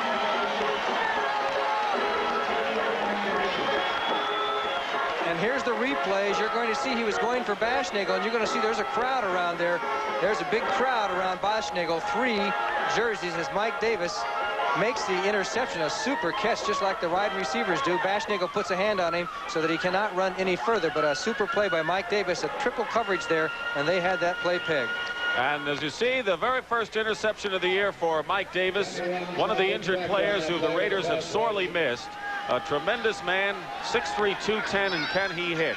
So now it's 1st and 10 at the 14-yard line. And Henderson is guarded watching Branch. And the pass is swung out to Frank Hawkins. Hawkins to the 25, 30-yard line. Gets to the 32-yard line and a first down. And did they give Mark Wilson some great protection there? A 17-yard pickup. They line up without a huddle. Let's give some credit to Steve Sylvester. He threw a good block on Harris downfield. 1 minute remaining in the first half. Wilson going back under pressure, going for Branch. Turned around and had trouble with the footing. It's out of bounds. It's incomplete. Stops the clock with 56 seconds to go. That play before this one was a nice one, wasn't it? Because they had Cliff Branch split out this way. He went down the field. He'll always clear a zone out for you. And then they ran the screen in behind it and brought everybody out from the interior line. And it just worked like a picture type of play. Derek Jensen joins Arthur Whittington in the backfield now as you look at what Mark Wilson has done. Bob Chandler was on the receiving end of his touchdown pass from 27 yards, but the point after was blocked, and that's the story. Now Chandler is wide to the right, covered by Schmidt. And in the slot is Branch. 2nd and 10 at the 31. And in a crowd, the pass intended for Derek Ramsey, the tight end, is incomplete. And defending on the play, Bruce Herron, a linebacker with some of his Bear friends. Jeff Fisher was also there. I think Wilson spotted that double coverage, but he decided he has such a strong arm. He decided to try and get it right between the 2 white jerseys, and he threw it hard. It was very, very close there on Bruce Herron. Well, I'll make a vote that it was a good call. Very close call. That he kind of hit him as the ball got there. 3rd and 10 at the 31 now. Time remaining. The Raiders have 2 timeouts. 7-6 the Bears. Wilson. Outside Chandler. That's what Bob Chandler does so well. He gets open. He has the moves. He has the hands. And he managed to stop the clock with a 14-yard pickup there. You know, the wide receivers will practice that. They'll spend 5 or 10 minutes a day sometimes just practicing those sideline patterns. Good protection. And Wilson goes to the sideline. Let's see if he keeps his 2 little toes inside, because it looks like he's surely going to be outside. He keeps the toes in and then falls down, just like a ballet, like Baryshnikov, huh? Wasn't that great? That's right. He could teach Baryshnikov some moves, I guess. You know, he's isn't he in Playgirl magazine? Chandler? I don't subscribe. 1st and 10 at the 45. He must have all kinds of talent. With that much time remaining. The blitz is on, and the pass is complete to Derek Ramsey, the tight end, at the 45. Ramsey going to the 30 and out of bounds at the 21 with 37 seconds to go. Derek Ramsey driven out by Al Harris. 34-yard pickup, and the Raiders threat. Okay, you can see the blitz. They take Jeff Fisher, and it's Gary Fensick who's got to make this tackle to keep it to a 5 or 6 yard gain. And he missed the tackle. Ramsey with tremendous speed there for a tight end. He got good blocks down the field. Finally, it was Al Harris, number 90, who knocked him out of bounds. You're going to look at it from ground level. There was the blitz. Todd Bell, 24, and Fisher. But Fensick was the man that had to make the play on this for Chicago. Little nice, great move there. And here's Chandler, 85. He turns down the field, and there he is. Bob Chandler's going to throw a block to help out as Ramsey takes it down deep into Chicago territory. 1st and 10 at the 21. And confusion at the line. And Wilson is sacked for the first time back at the 29-yard line. Doug Plank forcing the play, and there you see Tom Flores signaling for the timeout with 34 seconds to go in the half, and that leaves the Raiders with 1 timeout to go. So Wilson is 10 for 20 for 153 yards, but the Raiders want to make sure they still keep in field goal range. The Bears are blitzing so much this half. I bet if we took the stats, this might be the highest percentage of blitzes in a half by a football team in a long time. They are one blitz after another. Now, you know, they've been blitzing inside, as we want to remind you of Brent Nerve coming up at halftime, and they started to blitz outside the last couple of games. Do you see any different kind of blitzes in this game than the past? No, it's a combination of both, and they dictate the blitzes. Buddy Ryan's philosophy is that you don't blitz the quarterback, you blitz the offensive scheme of blocking the blitz, depending on how the Raider halfbacks, if one back is going to remain in the backfield, which way he slides, and his game with the center is to picking up the blitzes, and they go by how an offensive team decides they're going to block on the blitzes. So also at the same time, you have a young quarterback in Mark Wilson, and the Bears have always been much more effective defensively against younger quarterbacks because they just see a lot of things when you see Chicago on defense that they haven't seen before. So Flores with Mark Wilson. This drive started at the 14-yard line with only 1:24 to go, and passes to Frank Hawkins for 17, Bob Chandler for 14, and Derek Ramsey for 34 have put the Raiders in a good spot before that sack. So it'll be 2nd and 16 at the 27 as you look at Mark Wilson's performance so far today. Brent Nerve at halftime, bringing up to date on the scores from around the league and what it means as far as the playoff scheme is concerned. And I think there was something like 17 teams still in contention for a playoff berth coming into this weekend, and that'll be narrow, but there'll be a lot of people in it for next week. Let's take a look at the Bears' defensive alignment and see if we can get an idea. They have 4 linemen in. 1 linebacker. All those defensive backs. 4-1-6. On 2nd and 16, throwing it in the teeth of the pass defense. Mark Wilson fired. Incomplete, intended for Derek Ramsey, and Blank was there. So it'll be 3rd and 16. 28 seconds to go. The Raiders have 1 timeout to go. Now, if I had to make a guess on what they're going to do with Wilson this time, is I don't think, you know, the logical thing to do would be for the Bears to drop off like they did that last time. But I think they're going to put another 2 or 3 man blitz. Now, by a blitz, you mean more than 1 man red dogging. If somebody says a red dog, that means it's just 1 extra man coming for the quarterback, whereas a blitz means 2 or 3 extra men. Mike Hartenstein, number 73, has come in, and because there's confusion, Mark Wilson visibly upset as he comes down to the sideline, and the Raiders have used their last timeout of this first half, which is not what they wanted to do, and Wilson is upset. Hartenstein came in. Next Saturday on CBS. 5-1-5 defense. Hartenstein, 73, has come in. So they have 5 defensive linemen, although normally number 90, Al Harris, a lot of times will drop off. He's in front of the tight end, Ramsey. Derek Jensen, number 31, has come in. 3rd and 16 at the 27-yard line. They have a game on. Page hits Wilson, and the pass is thrown off to the right, intended for Branch, with Schmidt covering, but it was Alan Page who put the good pressure in on Mark Wilson. Yes, and they went with a straight 4-man rush and dropped everybody else, but it was Page who was able to get there and put the rush on Mark Wilson. Alan Page, who will be playing only 1 more professional football game after this game, playing in his 217th consecutive game, never been hurt. He's just like Ted Hendricks, played every game. He's always ready to go. He's going to become a lawyer, as Mark Wilson very disgusted over that situation. Bob Chandler will hold for Chris Barr. It'll be a 45-yard attempt. Barr has clicked on 8 of his last 11 field goals, his longest 51 this year. And Barr's kick is long enough and no good, off to the right. So with 18 seconds to go, the Bears, with terrific pressure, with a sack and a pressure that forced Wilson to throw the ball away, will take over 1st and 10. So once again, the Bears are alive because of their defense, Johnny. Yes, and as I mentioned, at one stat a few minutes ago was really kind of indicative of how the team has improved. The Bears overall defensively are 12th, I think, in the NFC. But the last 5 games, they rank 1st in the NFC on total defense. Now that's what you call improvement. Well, that's a big climb. At the 27, 1st and 10. Ted Marchibroda, who is sent into play, and judging from the Bears, they're just content to let the clock run out and go into the dressing room with a 1-point lead.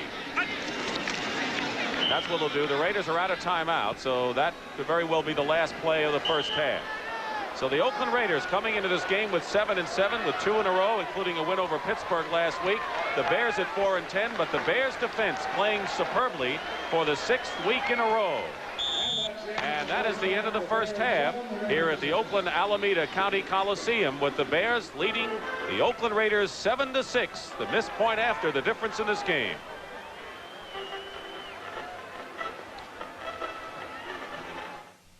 Give the Olympus OM10, and you'll never worry about what to give again. Start with the OM10 for great pictures OM system. Over 200 gifts made to fit the OM10. Give the Olympus OM10, and you'll never worry about what to give again. So mild, and anything that looks so wild, and anything that looks so wild. Welcome back to New York, and we're going to be back with a look at all the day's action and an explanation. And of course, as he said, CBS News will keep everybody up to date with that important story unfolding in Poland. We'll be back with the NFL scores and highlights as the NFL Today continues on CBS after these messages from your local stations. More complex than a Rubik's Cube. That's the playoff situation around the National Football League, but the Giants are still very much in the chase. They play the Dallas Cowboys next Saturday on CBS as they down the Cardinals 20-10. They have a marvelous rookie linebacker from North Carolina, Lawrence Taylor. And Lawrence, you really went after the rookie quarterback of the Cardinals, Neil Lomax. Well, you know, they have a very fine first-year quarterback in Lomax, and he's the type of guy that can scramble a lot and really give you a lot of problems. So our first concern was to keep him contained in the pocket and not let him scramble a lot. Watch Taylor tee off on the youngster in this sequence. The ball is jarred loose. George Martin of the Giants scoops it up and baffles his way into the end zone against the Cardinals. The Giants also have found a running back, Rob Carpenter. You know, today in the second half, we came out and did what we had to do to win a game like this, and if we're going to go any farther, we're going to have to keep doing it. Carpenter's stats impressive. 26 carries, 117 yards, and he was also able to score 1 touchdown out of the I formation up over the top. And the Giants roll toward the Dallas Cowboys. 20-10 was the final there. Cincinnati wraps up the AFC Central Division, downing Pittsburgh by a score of 17-10. Buffalo has clinched a spot in the AFC playoffs. They down New England. 19-10 is the final there. Washington beats Baltimore easily, 38-14. Green Bay all over New Orleans, 35-7. It's the Packers and the Jets next Sunday afternoon. And Lynn Dickey, what a job the Packers are doing. You guys are really on a roll right now. We have, Brent, and we're hitting a hot streak right now, and I'd say this is a good time of the year to ride a hot streak, and all of our players are playing with a great deal of confidence, and we feel very good about our victory today. None more so than the quarterback. Dickey was 19 of 21, 218 yards and 5 TDs. I'd say the big play. JJ, on the first TD catch he made today, I really saw that he was double covered and had a guy on both the inside and the outside, and wasn't sure that I could get the ball to him, and I just was going to throw it high, and maybe if he didn't get it, nobody'd get it, but he went up and got it. All right, then it was Lofton's turn, and watch as he turns his man inside, outside. 6 more for the Packers, and oh yes, Irv, they've got a little celebration there in Green Bay. High five. Do it again for us, folks. How about one more time? I know it's going to be tough to beat the Jets in their own backyard, but we're going to give it our all. Irv, what do you think about the Jets and the Packers next Sunday? Jets and Packers, Shea Stadium. You know, Green Bay's hot. I'm going to go with them. All right, okay. The Packers are on that roll right now. Other scores, San Diego 24, Tampa Bay 23. It means now that the Buccaneers will go into Detroit to play for the Lions for the NFC Central Championship next Sunday. And Miami is in the playoffs. They have downed Kansas City. 17-7 is the score. And Denver right now is ahead of Seattle 7-3. They are in the second quarter of that game. Chicago and Oakland, many of you watching that game, 7-6. Chicago with the lead there. Houston and San Francisco, they are in the third quarter. They are still scoreless. And the rest of you, of course, are watching the Philadelphia Eagles and the Dallas Cowboys, and the score there is 10-7. You know, on the field, the National Football League entertains millions of Americans every Sunday. Off the field, the NFL does its part in helping the lives of millions of folks around the world. And earlier today, Pat Summerall and some special guests in Dallas demonstrated what NFL Charities is all about. NFL Charities was formed by the clubs of the National Football League in 1973 as a way of collectively making grants to worthy national causes. Since then, NFL Charities has made grant commitments totaling more than $4 million. A yearly recipient of the NFL Charities funding has been the United Negro College Fund. And with us today, Mr. Tex Schramm, the president of the Dallas Cowboys, and the executive director of the United Negro College Fund, Mr. Christopher Edley. Thanks, Pat. Mr. Adley, it's really a pleasure to once again be able to emphasize the NFL's complete support of the United Negro College Fund. This grant of $25,000 brings the total commitment of the National Football League to your organization's very worthy efforts in the education of our young people to $230,000. So let me present this grant with our best wishes. Thank you very much. Thank you. The support of NFL charities and other Americans of goodwill makes it possible for the United Negro College Fund to educate thousands of talented students who otherwise would be unable to attend college. We're very grateful. Thank you. One final story in tennis competition today. The Davis Cup goes to the United States. John McEnroe, a winner in the 5th set over Jose Luis Clerc of Argentina. So the United States has wrapped it up again. And right now, let's go back to the stadiums and the game you're enjoying on CBS. It is raining here in Oakland, California, as the Chicago Bears are leading the Oakland Raiders 7-6 at halftime. It is raining, and I guess the field is going to be that much more treacherous in the second half. Dick Stockton and Johnny Morris, the Bears' defense, the story of the first half. Well, both defenses, actually, because we haven't got too many points being scored, 7-6. But I would say it's been a defensive battle. But we've seen some good crisp football playing, and some good plays on offense, a couple of touchdowns. Let's take a look at Vince Evans' touchdown pass to Ricky Watts. That was a good one. They pick up the pass block very well, and you're going to see Ricky Watts make the reception, take it in for the end zone. And this is something the Bears have been trying to do all year and just haven't been able to do it. 42-yard touchdown pass to Ricky Watts, as the Bears, who have been awfully conservative, only 2 wide receiving catches in the last 4 weeks, but they struck it here, and, you know, Watts was happy. It isn't often they catch those long touchdown passes. And then the pass to Chandler by Mark Wilson that brought the Raiders back still in the first. Yes, he had good protection. Watch the way he throws the ball, way up and over. No sidearm. He's over the top all the way, and Chandler got into the end zone behind Terry Smith. It was a touchdown, but the Bears have the lead. And the point after was blocked by Alan Page. That's our story, 7-6. We had no scoring in the second quarter, and we'll be back. Chicago Bears, who have never beaten the Oakland Raiders in regular season, losing 3 starts, are in front 7-6 in a defensive-minded game thus far. And the fans did come prepared here in Oakland, and I guess similar weather in San Francisco at Candlestick Park, where they have a scoreless tie between Houston and San Francisco, as Brennan Irv brought you up to date on the scores. It's been a rainy weekend. Yesterday it rained all day in San Francisco and Oakland, and I'm surprised that the field is in as good a shape as it is, actually. There's John Rovetto, who missed a field goal from 30 yards out earlier, will be kicking off, and deep for the Oakland Raiders, Arthur Whittington and Malcolm Barnwell. Look at those thigh pads. Those are big thigh pads. Barnwell to the right of Whittington, and we're underway here with third quarter in a steady rain in Oakland. And Whittington on the 2-yard line to the 20. Whittington gets to the 33-yard line, and a fine return by Whittington, who's averaged over 22 yards. Looking at the halftime statistics now, the Chicago fans will be amazed to see the edge the Bears have in yards passing, John. 170 yards passing. That's almost as many yards as they've had in the last 4 games total. Can you believe that? Vince Evans was 8 for 18. That's not too bad. They have 237 total yards to 180 for Oakland. Offensive plays fairly even. So this game, the stats are pretty even, and so is the game. 1st and 10 at the 33 as Mark Wilson brings the team out. That's what he did in the first half.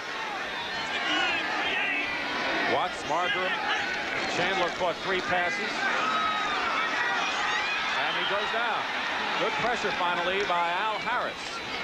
He could wait only so long, and sooner or later one of those big defensive ends will get you, and Harris got Wilson there. He got by Lindsey Mason, number 71. Watch to the right of your screen. He blocks Harris. Harris goes down first, and then he'll get up and pursue and persist on his tackle. And number 90, Al Harris, with the 2nd sack of this year. And of course, that's 2 sacks on Mark Wilson in the game. That's 46 times that Oakland quarterbacks have been sacked, although they have sacked enemy quarterbacks 49 times, 2nd in the league. 2nd and 19 at the 24-yard line, and 5 defensive backs. Penalty flag is up, and the pass is incomplete, in and out of the hands of Cliff Branch. So with all of the penalty marker down at the 25, so with all the defensive backs, Branch actually got open on that pattern. And you know, it's the Raiders, as we catch this penalty, it's an offside penalty against Oakland. The Raiders always go early to Cliff Branch because he is their speed ball, their wide receiver, who is so important to an offense, because the defense, when they come out and says... Offense, number 84, offside, decline, third down.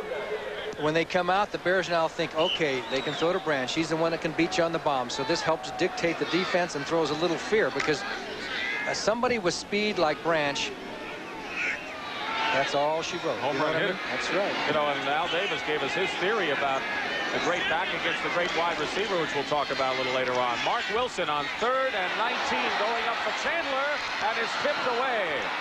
Terry Schmidt and Doug Plank both combining against Chandler, almost came up with it. Yes, just like last week against the Steelers, he came back for a short pass and just out-leaped the defender.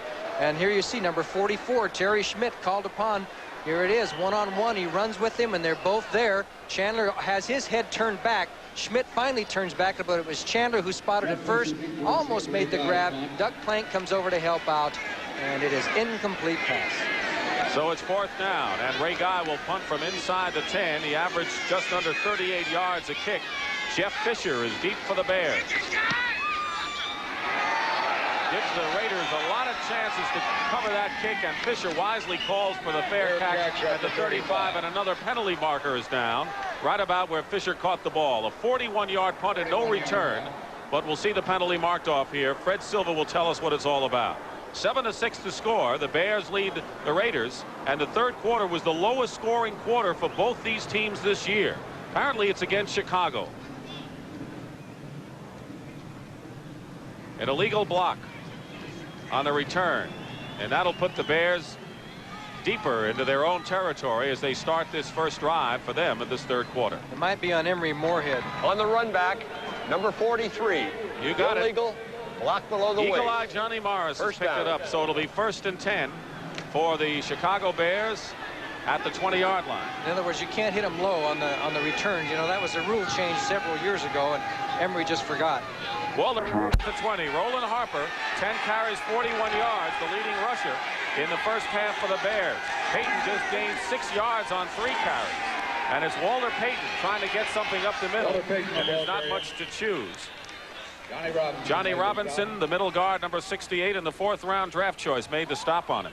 Did you notice that Payton was running out of the I formation? They haven't used that formation very much in this football game so far, and I think maybe probably because of some strategy, but also because they're not going to emphasize Payton carrying the ball because of the bad leg. Payton caught 2 passes for 27 yards in the first half. Matsui, we want to remind you again, out with cracked ribs. They took x-rays. We don't know the results of those, but he will not be back in this one. 2nd and 7 at the 23. And Evans looking to run, and he finds an opening. Evans will have a first down beyond the 30. Still going to the 40 as he slides forward, and Matt Millen slid with him. A 17-yard pickup or so, and the Bears have a first down. He put a good move on Otis McKinney, too, as he broke out of the pocket. Nice instinct by Vince Evans, and this is what the coach has been saying, and a lot of people who like Vince Evans, because he has all the material that you need to be a great quarterback. This is what he has to do, is come up with the big play when things break down and take off and go. Now you're going to see that he can run. McKinney, number 23, will come up for the tackle, puts a little dipsy-do on him and gets out of it and takes it down. First down, Chicago Bears. Vince Evans having one of his better games of this 1981 football season. So he now gained 24 yards in 3 carries, Vince Evans, as he has a 1st and 10 on the 40. Bears lead at 7-6, and the pitch goes to Payton with Roland Harper blocking. And Walter is hit hard as he goes out of bounds at the 44-yard line, and another penalty flag is down. Wayne Osteen, the safety, made the play. Well, did you notice the contact between Payton and Osteen? Let's see what this penalty is. Let's check the penalty. Silva's pointing to the Bears, and the way the Bears are lining up, apparently it's against Chicago. They might have called it. They might. Now, I'm just guessing. They might have called it against Payton, believe it or not. Offense, number 52. Nope. Holding. First down. That's Dan Neal. Dan Neal, but Payton knows how to punish a defender, and sometimes he puts his arm out and hits a defender in the face guard, or he'll blast him to give him punishment, and he's very seldom called on that, and it's really illegal. You can stiff arm, but you can't use the forearm. First and 20 now for the Bears as two wide receivers go wide to the right. They're at the 30-yard line. Play action, and the pass. Payton. Not much he can do. Ted Hendricks just waited for him to come to him. He's out of bounds at the 35-yard line, so they gained back 5 of those yards. It'll be 2nd and 15. Ted Hendricks, the Mad Stork, making the play on Walter Payton, who has gone over 100 yards in his career 46 times. Look at those arms on Hendricks. He got everything taped up. Looks like Man Mountain Dean. And Matuzak, they got some intimidating guys over there, haven't they? 2 #1 draft choice on a, it was a free agent, right? 2nd and 15 at the 35. Nickel defense for Oakland. Evans in trouble. Coming back into the pattern, and the pass is incomplete. Kenny, it was Brooks Williams, the tight end. But quite a hit put on Vince Evans, another Southern Cal. Yeah, it's going to be Howard Long, number 75. I think it puts the hit on it. As Evans goes back in the pocket, can't find anybody open, then takes off, which he does so well, and has to turn his body because he's running left.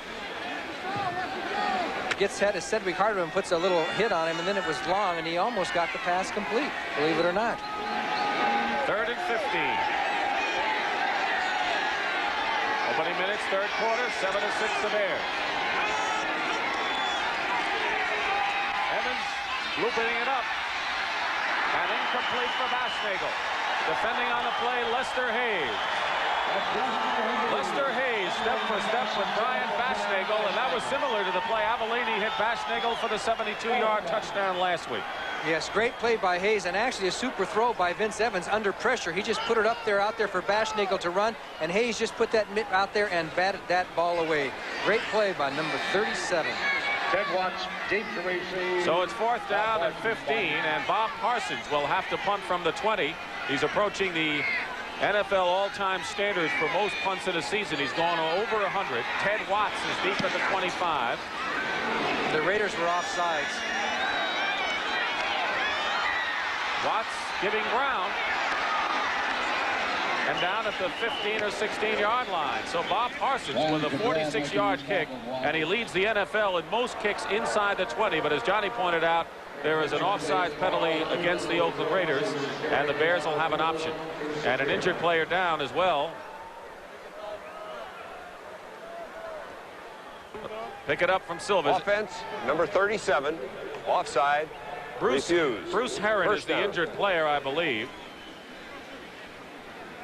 Herron comes in a lot of times on their pass coverage, and the Bears wild different defenses as you see Lester Hayes coming off the field. One thing about the Bears defense is that everybody plays. Everybody on that defensive team plays in one situation or another. Timeout. 3rd quarter. Bears hold on to that slim lead. The bruised knee, and that'll tell you the story of the Oakland Raiders, and will tell you a bigger story of the Chicago Bears defense. The last 5 times Oakland's had the ball. 3 plays punt. Quite often, 3 times out of the 5. 1st and 10 at the 15-yard line, so the Bears have the Raiders where they want them. They can keep it up. And Arthur Whittington goes outside, was almost tripped up first by Brian Cabral. And Gary Fensick makes the hit short of the 20-yard line, pickup of about 3 yards. Gary Fensick out of Yale University. That's right. Originally, I guess, Miami Dolphin to a high draft choice, or I should say low, around number 10 or so. Right, and they got him as a free agent. He's from Chicago. One great thing for football players to be able to play in the city where you were born. And that's got to be fantastic. That's a dream all athletes have, as Whittington tries to go off the left side and doesn't get much. Mike Singletary is in on the play, and Gary Campbell, who was originally with the Pittsburgh Steelers. And that's how he got to the Bears. So Singletary from another ball club, Fensick before him, but I should say Campbell, but Singletary all the way as the fans are taking the reign here 5-1-5 defense now by the Bears on a 3rd and 6 at the 19 for Mark Wilson. Let's see how many guys come. Derek Jensen and Whittington, the backs, stepping up, penalty marker down, and the pass is incomplete. Chandler was the closest to the ball and Schmidt defending, but we'll have a holding call against the Oakland Raiders, and apparently that'll be declined. It'll be 4th down in a punting situation. The Bears had a regular 4-man rush that Number time. 60, holding, refused. Curtin Marsh, the 4th rookie. down. Marsh replaced Gene Upshaw, rookie from the University of Washington. One of 2 picks on the 1st round, Watts the other, and Marsh is a young player, just as Howard Long is, the 2nd-round draft choice. 21, 22 years old. They're going to grow. And Ray Guy, of course, has been around quite a while. Outstanding kicker. Deep for the Bears is Jeff Fisher at the 33-yard line. 4th down. And Guy been punting from way back there all game. Boots it from the 10. He gets a good high kick. Fisher will call for the fair catch at the 35-yard line. So the Bears will have decent field position, but it has not been a field position game. A 46-yard punt by Guy. The Bears still lead at 7-6, 10:31 to go in the 3rd. Bears haven't fared much better than the Raiders the last 5 possessions. A couple of turnovers and 3 punts. They had a pretty good drive with 11 plays. 6 of the 8 passes that were completed by Evans have been to the outside men, which is unusual. 1st and 10 at the 35. Ricky Watts wide to the left. Dash Nagel to the right. And passing on 1st down, and it's complete for a 1st down. And that's Ricky Watts. So Watts, who caught the 42-yard touchdown pass, is hit by Osteen, and in another 1st down for the Bears.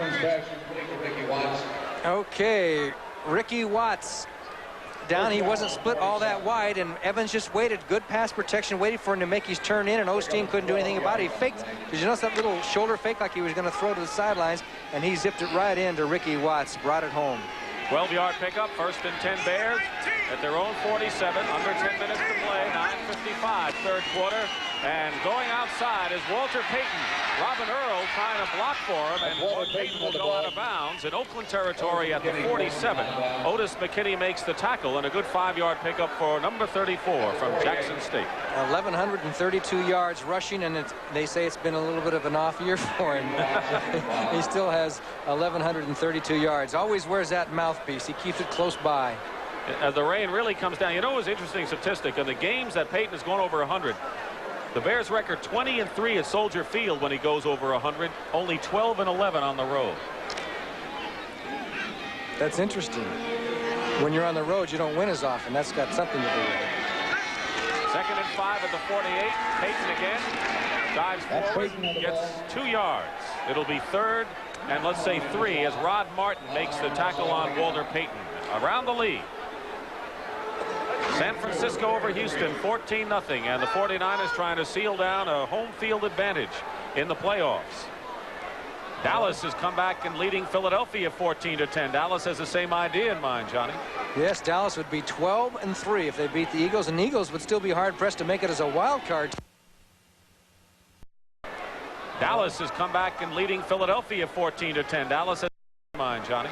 Yes, Dallas would be 12-3 if they beat the Eagles, and the Eagles would still be hard-pressed to make it as a wild card. And he does for a 1st down. 30-yard line. Evans still going out of bounds at the 20. So Vince Evans finally knocked out of bounds by Burgess Owens after a 25-yard pickup, and he must have had hours to look for a receiver. I've got my little stopwatch, and we're going to time it and give a rough idea. Of course, this is slow motion, but anyway, he had all day. He couldn't find anybody, and the Raiders just gave up on the pass rush. Finally says, okay, I can't find anybody. Nobody wants to come after me. I'm going to run with the ball, have a good time. He carries it one-handed, gets through, and he puts a move on number 68, Johnny Robinson, right here as he avoids the tackle and then takes off towards the sideline and finally gets down as the Chicago Bears have a 1st down knocked out by Burgess Owens. 4 carries, 49 yards, 45 yards for Vince Evans. 1st and 10 at the 21. And here is Payton. Nowhere to go, and he gets away from a tackle. Look at these moves on the wet turf in Oakland. And another Chicago 1st down inside the 10. Ted Hendricks had him dead to rights. Number 83 thought he had him. And did you notice? You can tell that Payton is not 100%. his leg. He is not cutting the way he can normally run, but he has a very unique situation of carrying the ball, as you're going to see. Now watch him. He carries it in the middle, and look at that. It bounced around. He says, I've got it. Here's Hendricks, had a perfect beat on him, and he got away from that one. Cuts back here, avoids another tackle. And I'll tell you what, that's why he's gained almost 10,000 yards in less than 7 years. Gain of 12. First and goal at the 9 for the Bears. Leading 7-6. Roland Harper making Willie McClendon gets inside the 5. So Willie McClendon from Georgia, stopped by Johnny Robinson, and of course McClendon had his best game against Kansas City when Peyton was out in the 4th quarter and in the overtime in the game that the Bears defeated Kansas City. So Willie McClendon, his 3rd year out of Georgia, now gives way as Peyton had a breather. Well, McClendon's a different style of runner than Peyton. He'll turn up the field here. Now he dip his head and go. So he's got a little bit different style of running. He's a hard runner and a fast runner, but not quite as shifty as Walter Payton, who is back in the lineup. Walter is back with Roland Harper. Second and goal after 3 with 7:25 remaining in the 3rd quarter. 7-6 Bears. Nothing. That's Roland Harper. Big John Matuzak. Twos, they call him, and boy, is he a big guy. John Matuzak makes the stop on Harper, 6'8", 285 pounds. Crush him twos, they say. And he's not a bad actor. Did you see him in, what was that? North Dallas 40. He did a good job in that. He's a comedian, an actor, and a lot of things, and he symbolizes the Raiders' penchant for picking up people who are not wanted by other clubs. And you know what? I don't think he was acting in that movie. 3rd and goal at the 3-yard line for the Bears. Evans, touchdown. Ricky Watts, his 2nd touchdown reception of the day.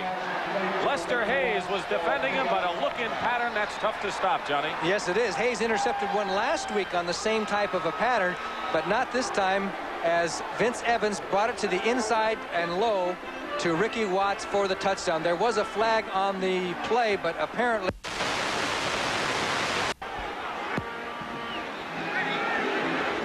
Okay, you're going to see from the right, Ricky Watts, number 80, will come with Lester Hayes, 37. Here comes the Matt Millen. That's the Bears' scoring drive as they take a 14-6 lead. And Rivetto will kick off. The Chicago Bears looking for their 5th win in their 3rd out of 3 games against AFC Western Division clubs, with Denver coming up in the season finale at Soldier Field next week. Rivetto will be kicking off. And back deep for the Oakland Raiders. Arthur Whittington, number 22, and Malcolm Barnwell, number 80. And that's a fine kick by Rivetto out the end zone. Touchback, and the Raiders will take over on the 20-yard line. So Rivetto really got some good foot into that kickoff. Yes, we had a little help from that penalty situation. And so now the Raiders will have a 1st down at the 20-yard line. We want to apologize for our audio and video problems, and smile on the face for Neil Armstrong. We'll tell you that the Bears are looking good, leading 14-6. Evans hits Watts with a 3-yard touchdown pass. And of course, roughing the passer penalty, they marked it off on the kickoff, and Rivetto kicked it out of the end zone. So Mark Wilson has it 1st and 10 at the 20 with 6:37 to go, 3rd quarter. Raiders down 14-6. And Wilson to the air in the rain here in Oakland. Going for Chandler. Chandler has it at the 41. Terry Schmidt defending a 21-yard pickup and a 1st down. Boy, this guy gets open all the time. And that was a super catch on Schmidt, because if notice very closely, his hands are inverted. In other words, the wrong hand is at the bottom and the wrong hand at the top, according from the way they teach you to catch the ball. But he still made the grab and took it out of bounds. Biletnikoff used to catch that way. Well, he was pretty good. Guess so. Yeah. Bob, excuse me. Bob Chandler from USC, originally with Buffalo. 1st and 10 at the 41. Looping it up for Chandler, and knocked away by Fensick, and a fine defensive play by Fensick, who had him short, Schmidt long, and they double covered Chandler, and a penalty flag is down. A lot of those yellow flags tossed around today. They're getting as wet as the people. And it was thrown in the line play situation, so you know who it usually will go against. Frank Hawkins comes in at running back for the Raiders, replacing Derek Jensen. Offense, number 60, holding. So Kurt First Marsh down. has had his problems. I think that's about the 3rd time he's been penalized today. Malcolm Barnwell, number 80. And we asked Al Davis if there's a player on the roster who could be an heir apparent to Cliff Branch. He said Malcolm Barnwell could be the man. Barnwell, 7th-round draft choice in his 2nd year. Nickel defense and pressure all over the place. And here is Frank Hawkins. And Hawkins is caught from behind. Oh, what a super play by Mark Hartenstein. So Hawkins is stopped by Hartenstein. In case you missed the touchdown to give the Bears a 14-6 lead, it was 3rd and goal at the 3-yard line, and Evans found Ricky Watts. And he beat the Matt Millen blitz 55, and then Watts got the inside position on Lester Hayes, and it was an easy touchdown. Sometimes those can come out to be so easy when the mechanics are right, and there's nothing that a good cornerback can do about it if the mechanics are right, if you let him get inside position on you. Watts, his 2nd and 3rd touchdown receptions of the year. Derek Jensen is in there now, running back, pressure on Wilson. He may not get away as a fumble. And let's see, Alan Page may have recovered. The Bears have it. Alan Page recovers it as Hartenstein. And the veteran Page stormed in on Mark Wilson. Now, there was a whole bunch of Chicago Bears that came storming in, 4 of them, and they all put the pressure on. And Wilson didn't see the man from the backside. Alan Page is 82. He's going out of the picture. Now you're going to see Dan Hampton is putting the pressure on and forcing Mark Wilson to cut back. But Page kept up with these pass rush, came from the backside, forced the fumble, got the ball. Great play by Alan Page and the Bear defensive line. Chicago's ball. With 5.5 minutes remaining in the 3rd quarter, the Bears can really open it up. You can't say that too many times, as Ricky Watts has caught 2 touchdown passes. 1st and 10 at the 22. Roland Harper and Willie McClendon will be the running backs. Coming out of the huddle for Vince Evans. Watts to the left, Bassnagel to the right. On 1st down. Big fumble recovery by Alan Page. And Page going to the air, finds Ricky Watts, and it's in and out of his hands. He was there, and it's an incomplete pass. Dwayne Osteen was defending, but a good pattern, but he just didn't hold on to the ball, and now Evans is 11 for 24. He had that quick post in there and had the spot. There's just a touch behind him, and he could not hang on to the ball. But once again, the Bears throw on 1st down, and as Evans is throwing really better than we've seen him. Here's an isolation, as you're going to see Watts go down about 8 yards. Boom, inside. Here comes the ball. Should be right there. If it was right there, actually, it was catchable. It was catchable. Not the best pass in the world, but he should have had it. Marjoram, 89, is in there. Brooks Williams, 83, who can catch passes as a tight end. They're going for Brooks Williams, and Williams can't make the play. Covered from behind. Oh, that looked like a sure. There should have been interference on that play. They're yelling for interference. Brooks Williams, the tight end, picked up from the New Orleans Saints as perhaps the best receiving tight end the Bears have, with Bob Fisher out of there, although Fisher's been activated. Burgess Owens made the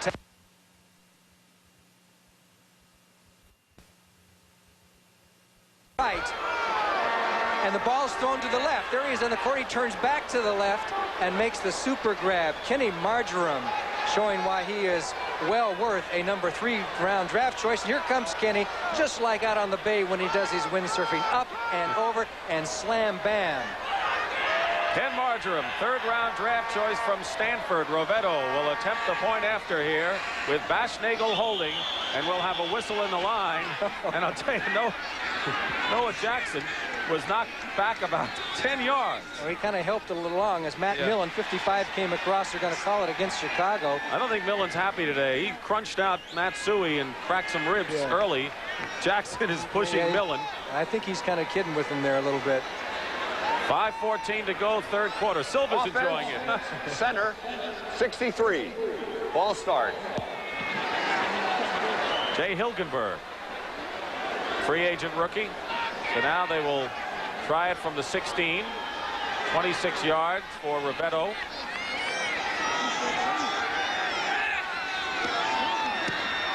And the kick is up and good, so it's now 21-6 as the Bears are opening up. And as you mentioned before, John, it's great to play in the town in which you went to school, your hometown, but it must be just about as sweet for Marjoram to make his first NFL touchdown reception before the home folks in the Bay Area. Well, celebrate New Year's Day on CBS Sports with the Cotton Bowl. Bear, he'll never forget that. You have to be happy for him. For a receiver who catches 10 passes in one game, which he did against Minnesota, and then to go 4 games in a row without having a ball even thrown at you, that is very, very frustrating as you look at the stadium as the Bears getting ready to kick off.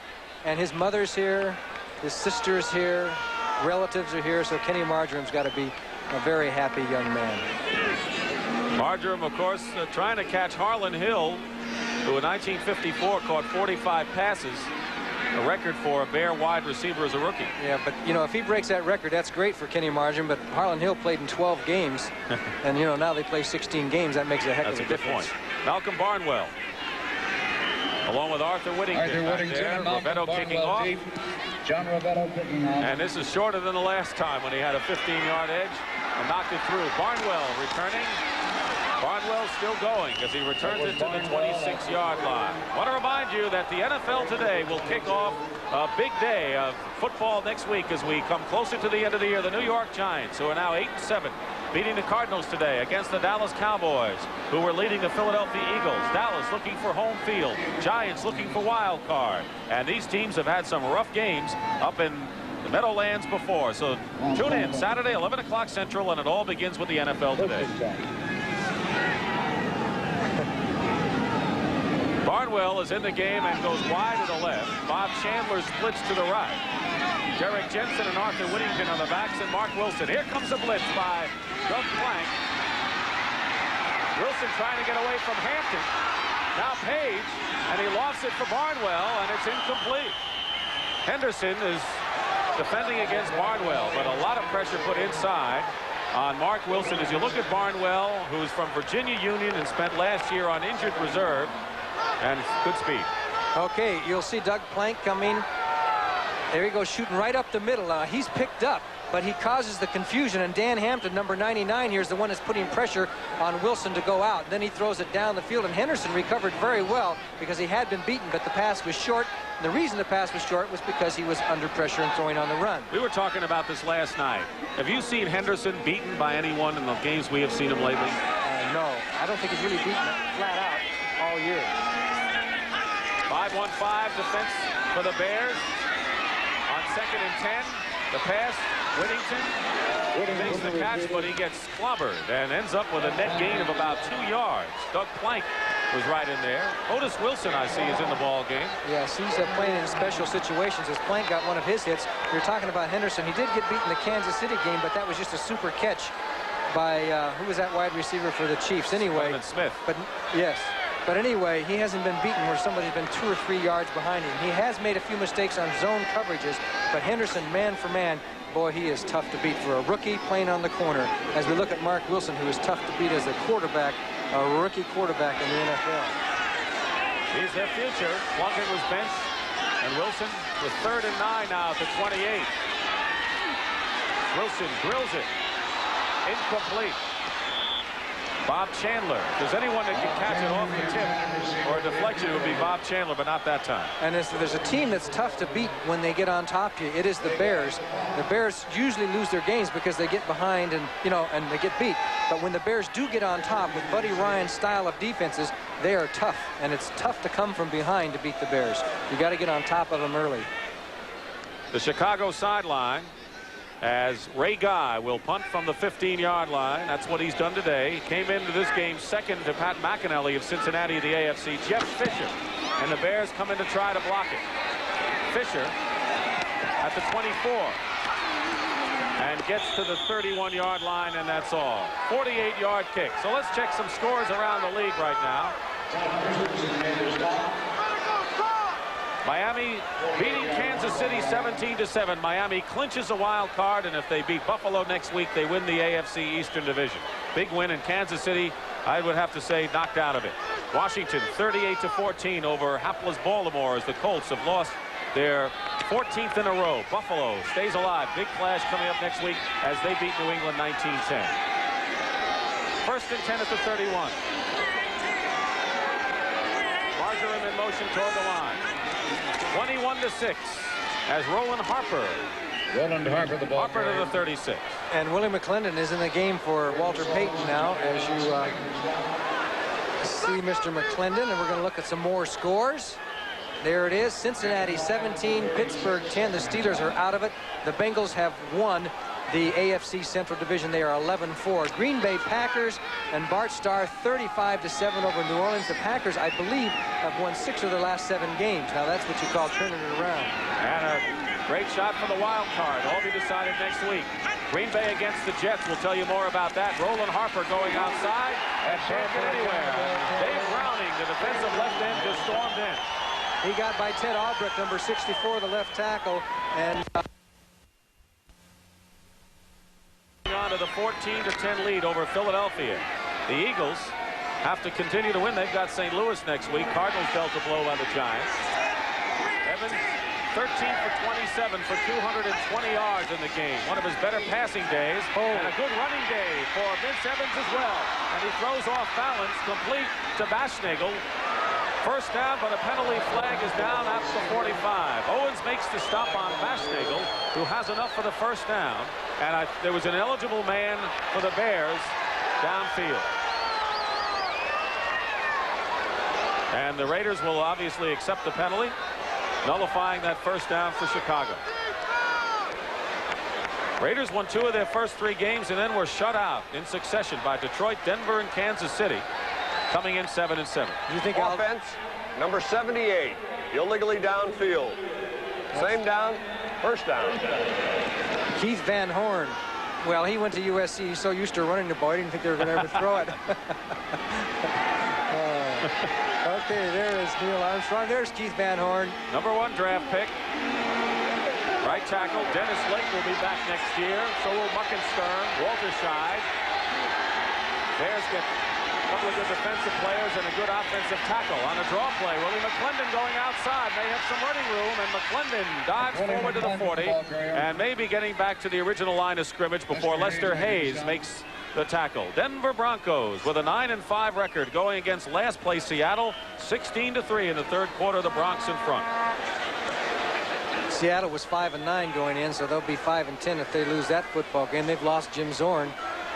Denver can clinch, you know, by holding on to their lead. It'll be theirs. So Cincinnati wrapped it up. Miami won a playoff berth. And Denver can do the same in the AFC. NFC, I'll tell you about 21-6. Marjoram goes in motion. 2nd and 12 at the 39. And the pass is incomplete, out of bounds, intended for Kenny Marjoram. In the NFC, Dallas has clinched a playoff berth as Evans is slow getting up. Philadelphia needs that wild card. In the Central, Tampa Bay and Detroit clash for the marbles next week. And in the West, San Francisco has it wrapped up, but a lot of clubs in wild card contention. There's a look on John Matuzak's face. He got through there and put a little hit on Vince Evans as he threw the football. And you can see the marks of battle. Evans' helmet is caked with mud, but you know, yeah, we can almost read the lips there and call the play. 5 defensive backs in there for the Raiders in 3rd and 12 at the 39. 3 wide receivers. Evans drills it. Complete to Baschnagel. Baschnagel has a first down to the 42-yard line of Oakland. A fine pattern and a fine catch before Mike Davis makes the hit on the former Ohio State performer. 19-yard pickup. Okay, Baschnagel is at the top of your screen. Now you're going to see Marjoram goes down the field, clears. Here comes Baschnagel across Ted Hendricks, number 83, who was going actually the opposite direction, like 2 freight trains passing in the night. And Baschnagel, trying to find a spot to go, made the grab, took his punishment, and got a first down. And the Bears have almost, this game, passed for as many yards as they have in the entire 4 games prior to this. That's what Baschnagel has done. 3 catches. Marjoram has caught 3, and Watts has caught 5. And so the Chicago Bears going to the outside, and that is the end of the third quarter with the score. Bears 21, Oakland 6. Back with the start of the 4th after this word from your local station.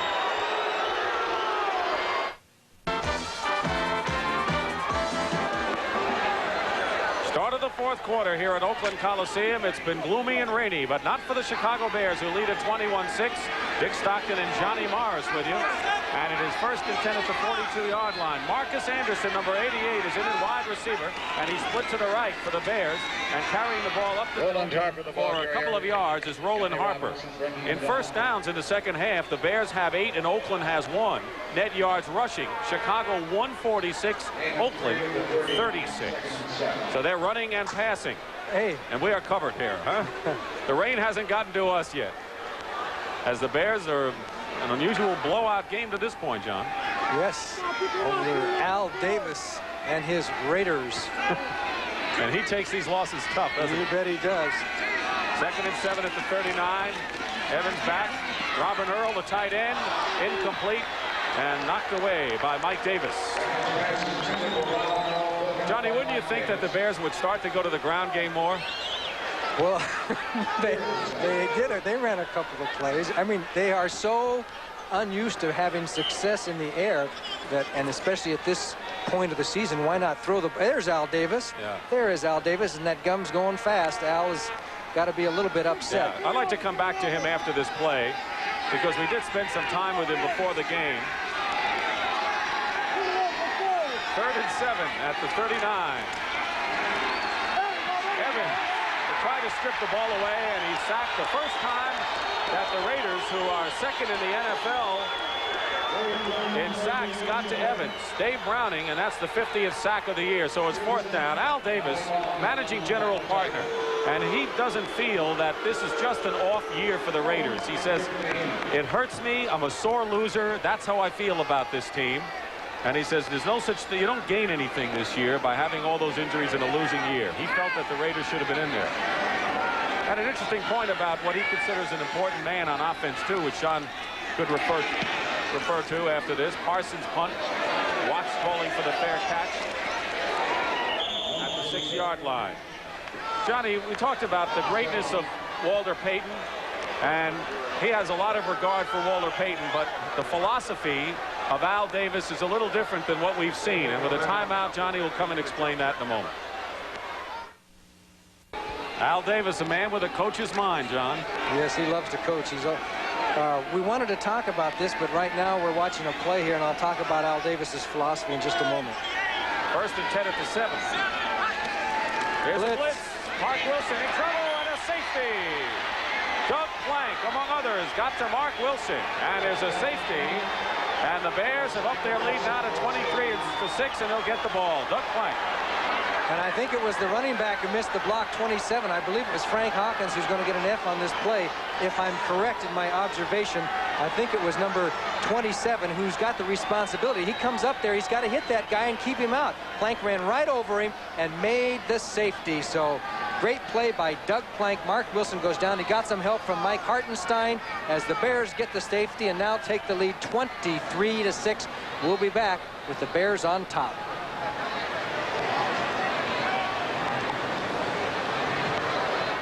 Kick following the safety by Ray Guy and Jeff Fisher at the 15-yard line.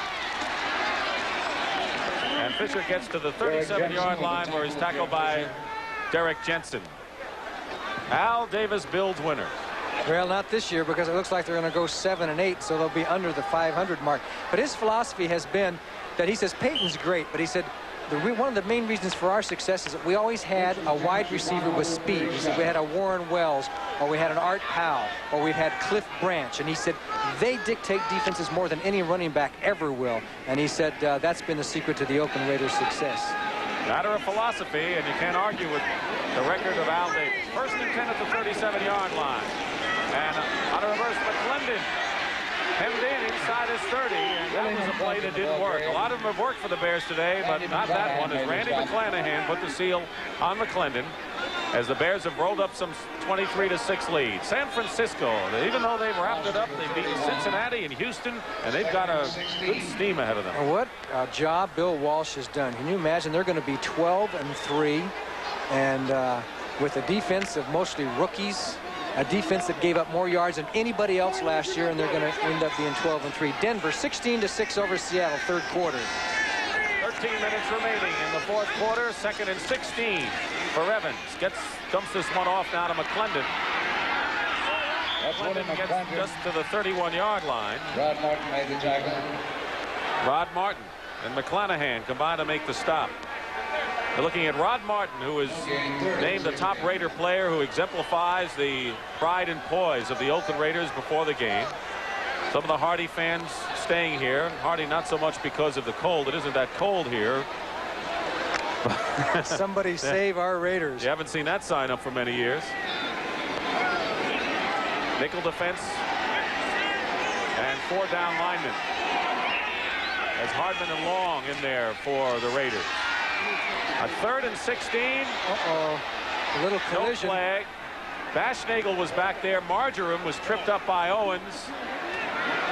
But no penalty, so apparently either the ball wasn't in his area or else he tripped up himself. It was incidental collision. I think that's what they're ruling, that no interference, and he wouldn't have gotten there anyway. The pass was way long. Burgess Owens, a former New York Jet. Tom Flores going through rough sledding this season. And Neal trying to salvage something here. Parsons to punt from the 15. Ted Watts is deep at the 30.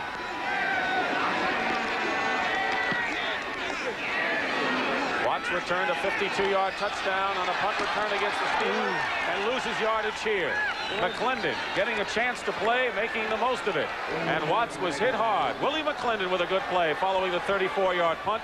Timeout with the Bears romping over the Raiders 23-6.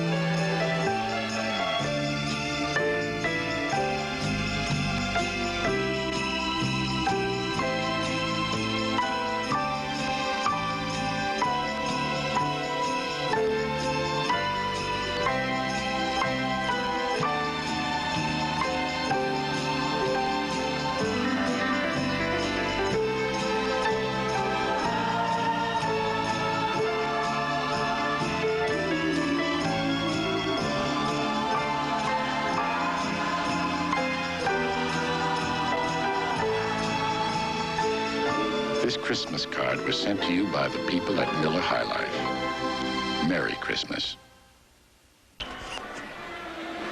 What do you think, John? They're Hardy fans. Hardy fans. Not too many of them left in that section.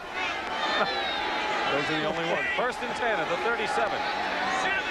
Plank is showing a blitz, and then they move back as Arthur Whittington going outside, turns the corner, and Whittington close to a 1st down.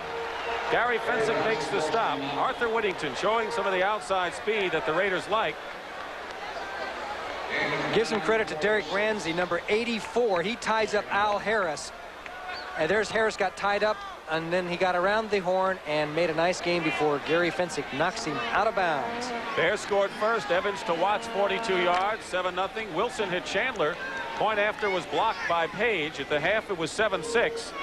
Stayed that way till the 3rd quarter when Evans hit Watts to make it 14-6, and the Bears have rolled on from there. Play action.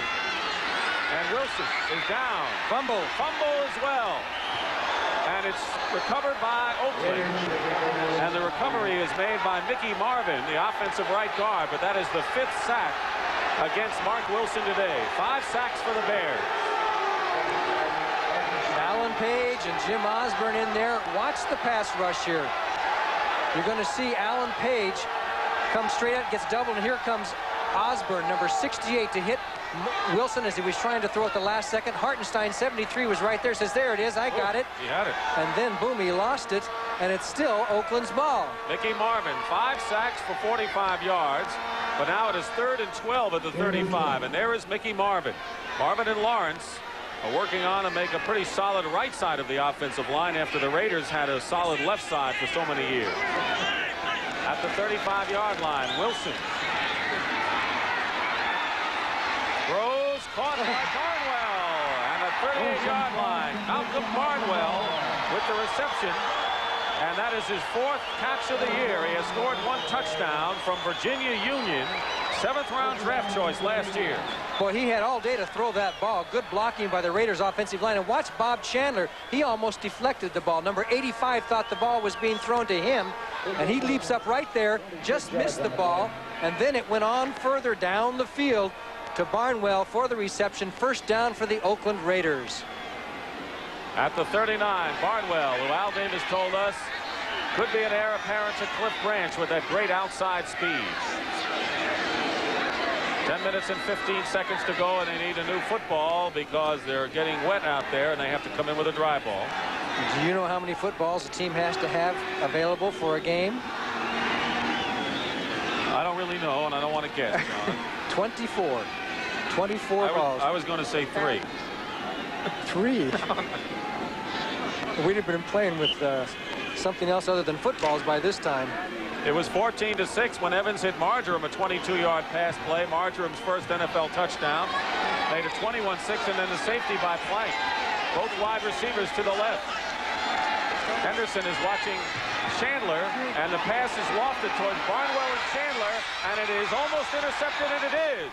It is hit off the hand of Henderson, and Gary Fensick has made the interception for the Chicago Bears, his 5th of the year, to take over the club leadership.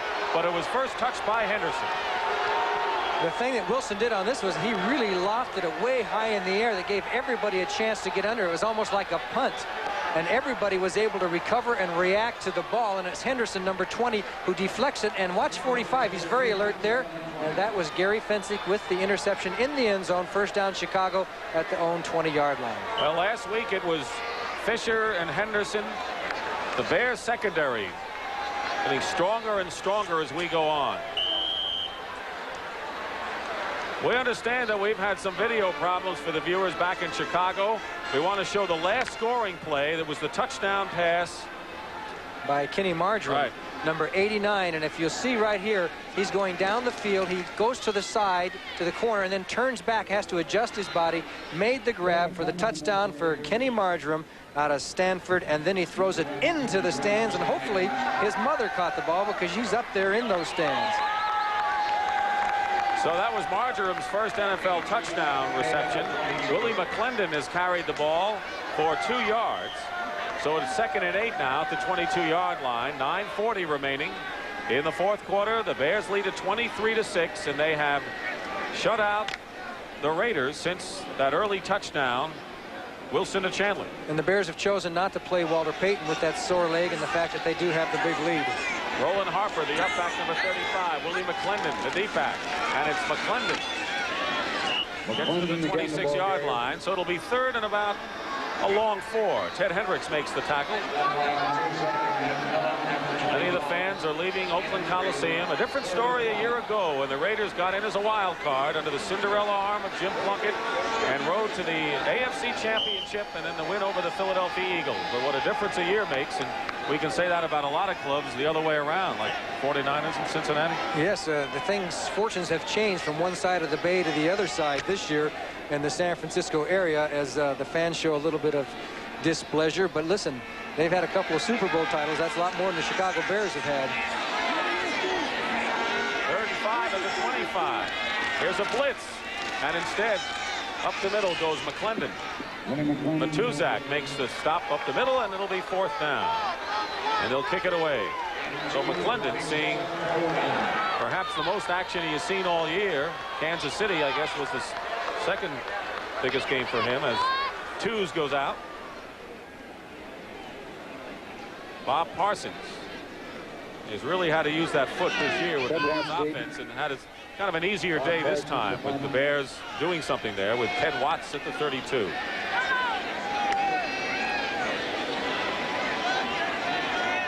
Bears in a transition stage. It goes 7 and 8 after this game if the score remains the same. Good high kick. Sends Watts back to the 25. And out of bounds at the 34. So the Raiders will take over 1st and 10 on the 33-yard line as the Bears winning 23-6. We'll be back. It's been raining in the Bay Area all weekend, especially today, as there's an unhappy Oakland fan Well covered, we might add. Raiders have it 1st and 10 at the 33-yard line. 23-6. Chicago leading. Barnwell and Chandler wide to the right. Derek Ramsey. They sent everyone out on this pattern, and Derek Ramsey, the tight end, off his fingertips, incomplete. Ramsey, he was there, and 5 defenders back there for the Bears. So it'll be 2nd and 10. Last 5 possessions for the Oakland Raiders, and you can see the kind of defense the Bears have shown. The safety, interception, and fumble. 2 turnovers and a safety.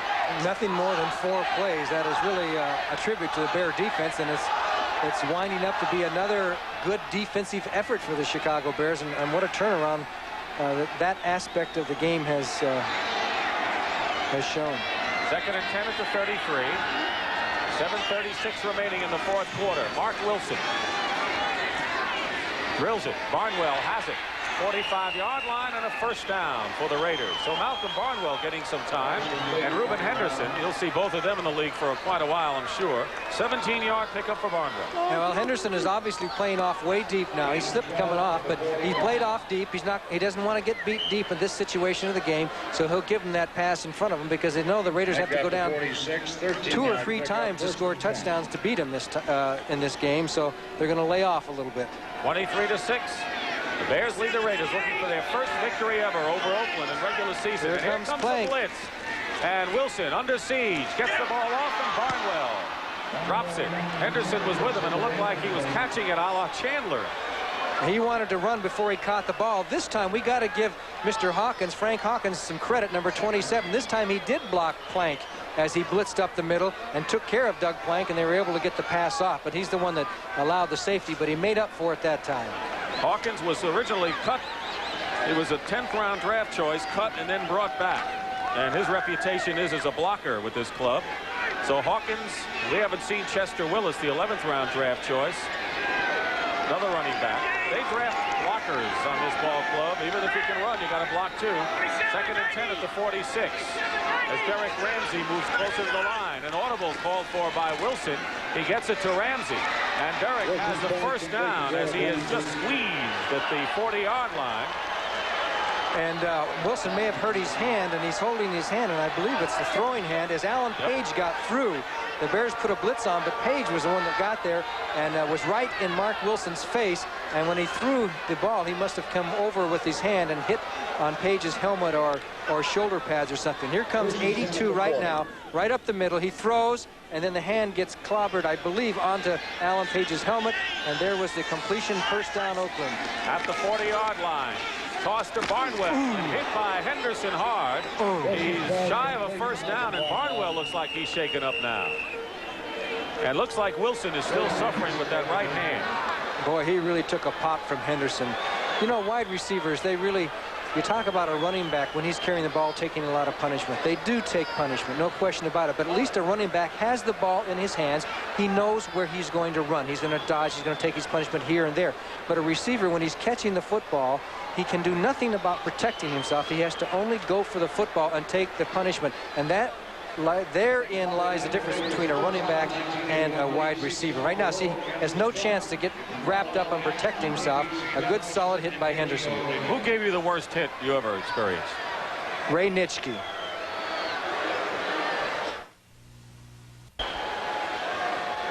Morris Bradshaw has gone in the game as a wide receiver, seeing his 1st action replacing Barnwell. And you look at the beleaguered Oakland bench. It tells a lot of stories right there. McClanahan sitting there. 2nd and 2 at the 32-yard line. Under 6 minutes to play. Showing blitz again. Wilson up the middle. Incomplete, going for Derek Ramsey, the tight end. Philadelphia, Dallas, the big one going on while this game is in progress. And Dallas has opened it up 21-10 over Philadelphia. They're at home, and that game will just about wrap it up for the Dallas Cowboys. Cowboys have not lost at home since 1979. And right now, Dallas and Philadelphia, Dallas and San Francisco have the best records. If they end up with the best record, San Francisco would have the home field edge if they should meet in the NFC Finals, because they beat them head-to-head. Meanwhile, here is Hawkins, the rookie, who goes off the left side. Good play by Dan Hampton as he got across the the line of scrimmage to make that tackle. And now the Raiders have a situation, I believe, of, is it 4th down? It is 4th down, 4th and 1. Jim Plunkett is warming up. There he was, the hero of last year's Super Bowl triumph. But now, admittedly, in the depression because he has started the year, had no protection, wasn't effective, and was benched. And Wilson, the man of the hour. But you never can tell in this game. A lot of people thought Plunkett would never get back in. Jensen and Hawkins are the setbacks, 4th and 1. 2 tight ends, and that'll give it to him. Is that Osborne going over? If it is, and if it's against the Bears, it'll be 1st down Oakland. But no, it's a legal procedure. Offense against the Raiders. 65. Ball start. Mickey Marvin. 4th and 6. Mickey Marvin. And here comes Jim Plunkett into the game, number 16. Jim Plunkett with some cheers. NFL Comeback Player of the Year last year. 18 touchdowns in 13 games and started the last 11 in all 4 postseason to help the Raiders go 13-2 down the stretch and win the Super Bowl. I'd say a little pressure coming in on a 4th down. He has to throw it first time around. At the 36, it is 4th and 6. And Plunkett under pressure. And his pass penalty marker down is complete. Forward progress may be enough for a 1st down to Derek Ramsey, but hold the phone. We'll see what the penalty marker is. Todd Bell and Jeff Fisher combine to make the stop on tight end Ramsey. They put the charge on Jim Plunkett in his 11th year. Holding it against the Bears. It'll be an automatic 1st down for the Oakland Raiders. Trailing 23-6 with 4:55 to go, 4th quarter. Well, Plunkett had to do it all on his first time out. He had to come out of the pocket and throw on the run, and he did a good job as Oakland got the 1st down. So we're going to see Mr. Plunkett is holding. 1st down, number 24. Jeff Fisher, number 24, was called for the infraction. So let's see how the Bears handle it with Plunkett. Let's see if they try and put everybody after him or whether they just drop off and just go with a straight 3- or 4-man rush. 15 penalties in the game. Plunkett, by the way, has 4 touchdown passes and 9 interceptions, throwing for over 53% in 168 attempts. Oh, can't get away, and he finally does, and the pass to Derek Ramsey, incomplete. The last time Plunkett appeared was in the game against the San Diego Chargers. Doug Plank was across before the ball was. 46, right there to the left of the center. Boom, he was all over Plunkett, who got out of it and got the ball off. Two good plays by Plunkett. Of course, Derek Ramsey did not make the reception, but there's Doug Plank, who has really, he must feel like a lineman today. He must feel like a lineman. He's right up there. If he doesn't blitz, he's dropping off the ball from the line of scrimmage to go back into his pass coverage half the time. Plunkett's last appearance was in the wipeout by San Diego, 55-21.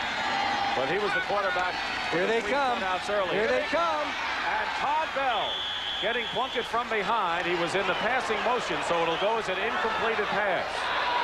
But the pressure put on by Todd Bell from Ohio State. When they blitz a back up the center and then one for the side. See, now you see the back has to go up. There's Whittington hitting Jeff Fisher. 27 is over to the right halfback spot, and he can't get back to hit 25, Todd Bell, on the blitz. And that's the whole philosophy of the Chicago Bear blitz situation. They bring people from different spots, commit backs to the wrong way, and then somebody gets through slick and clean. You're always taking a risk because you don't have much coverage downfield. The moral of the story is when you have a 23-6 lead, you can do anything you want. It's hard to come from behind to beat the Bears. Mark Wilson has a sprained thumb. Plunkett in there and gets dumped at the 41-yard line. Dan Hampton, the 6th sack for the Chicago Bears.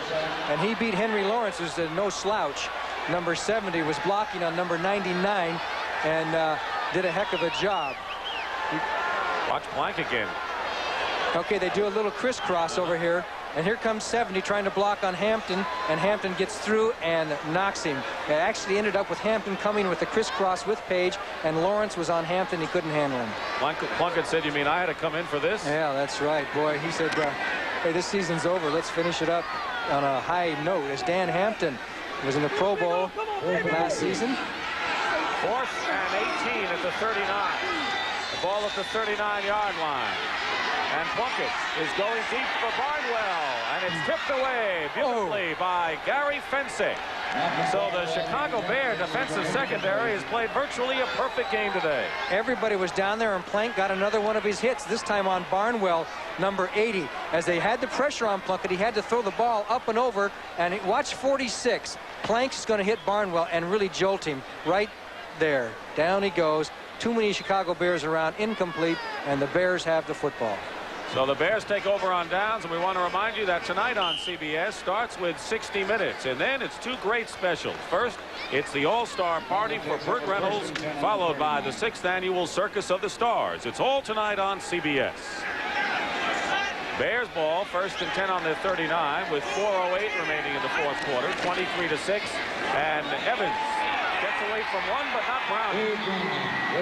Dave Browning for the 2nd sack, and his 2nd sack of the afternoon. He had a couple, I believe, against the Steelers on Monday night.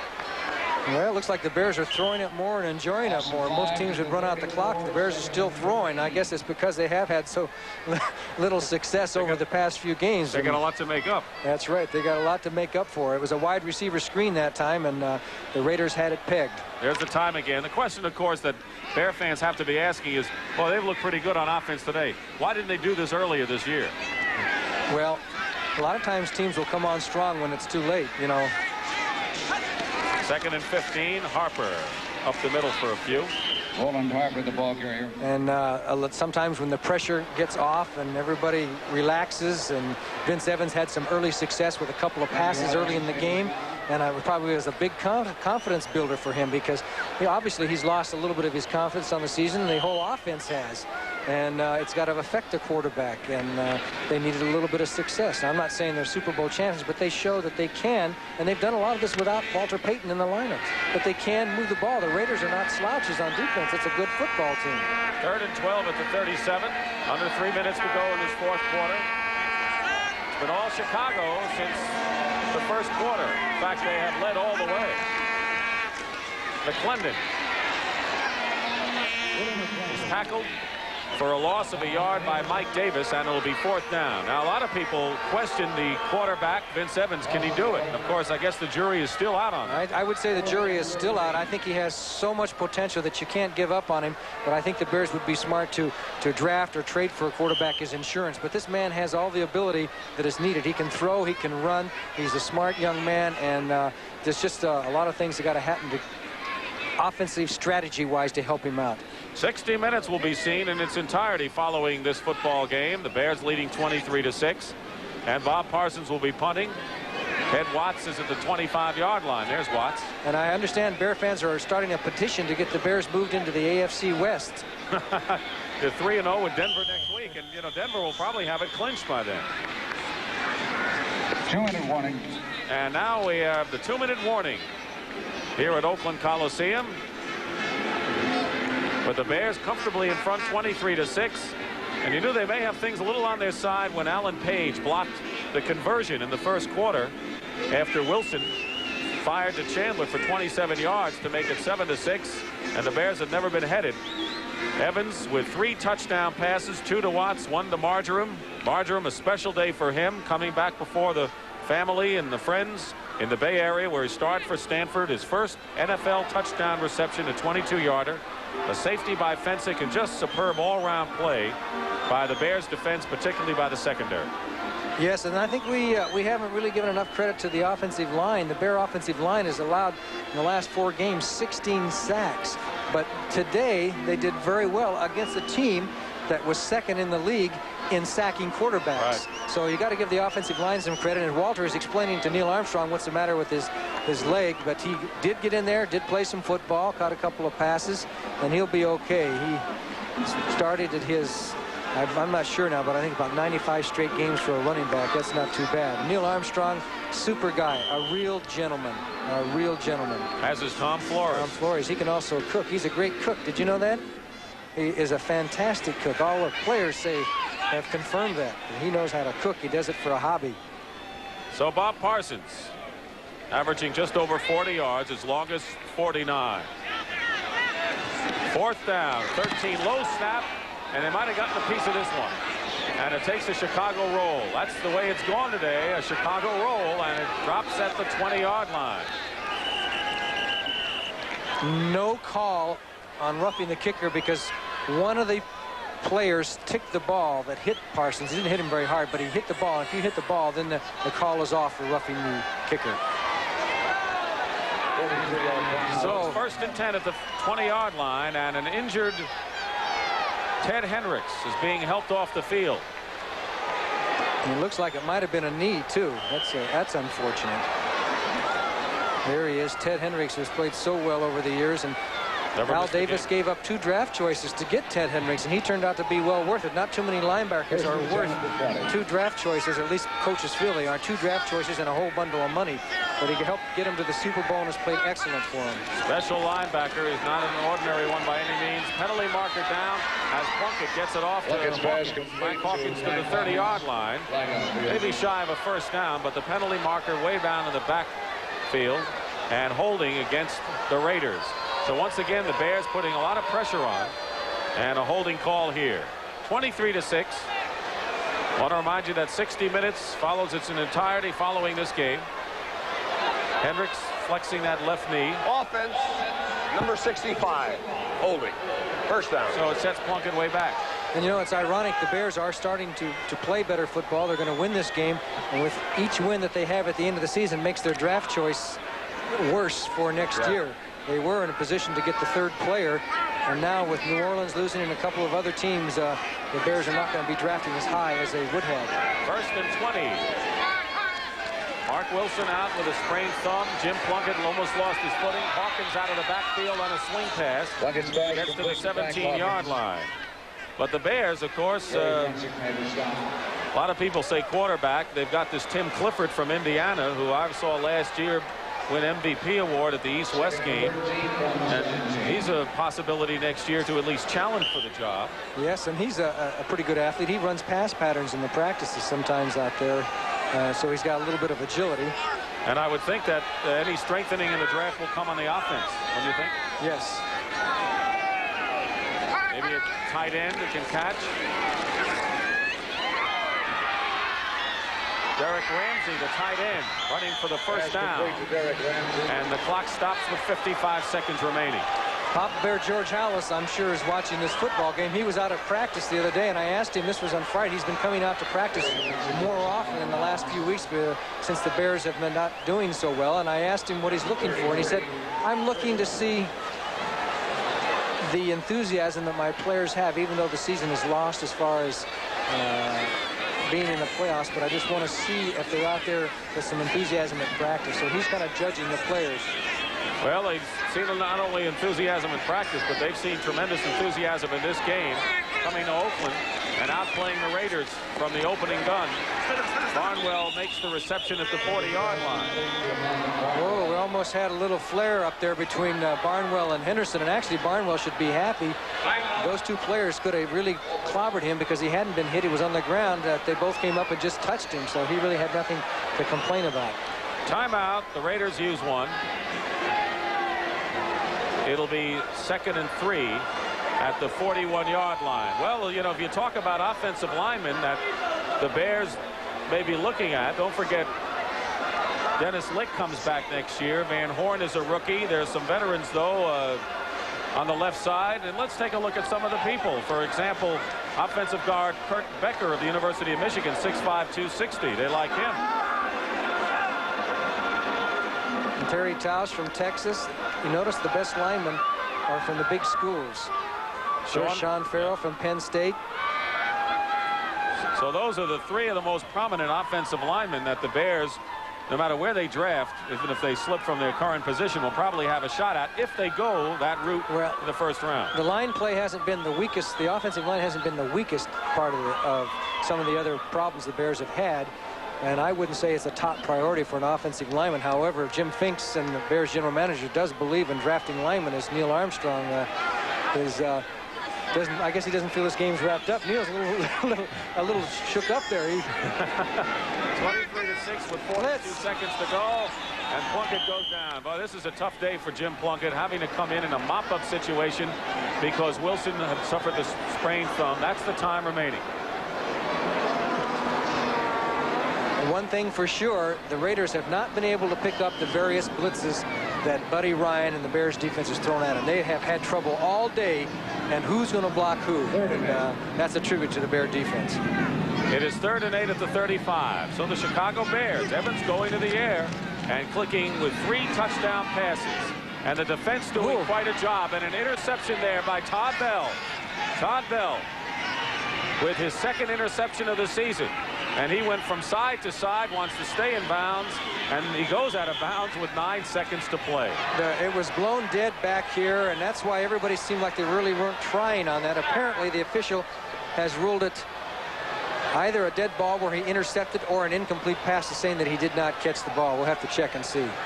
Bell is saying, well, I got to work out on that one play. Boy, that was a dying quell by Jim Plunkett. That wasn't one of his better throws. He says, no, it wasn't. Still Oakland ball, so it'll be an incomplete pass as Plunkett stays out there. 9 seconds to go. The Raiders have not had a losing season in 17 years, and they're in danger of experiencing that. They will go 7 and 8.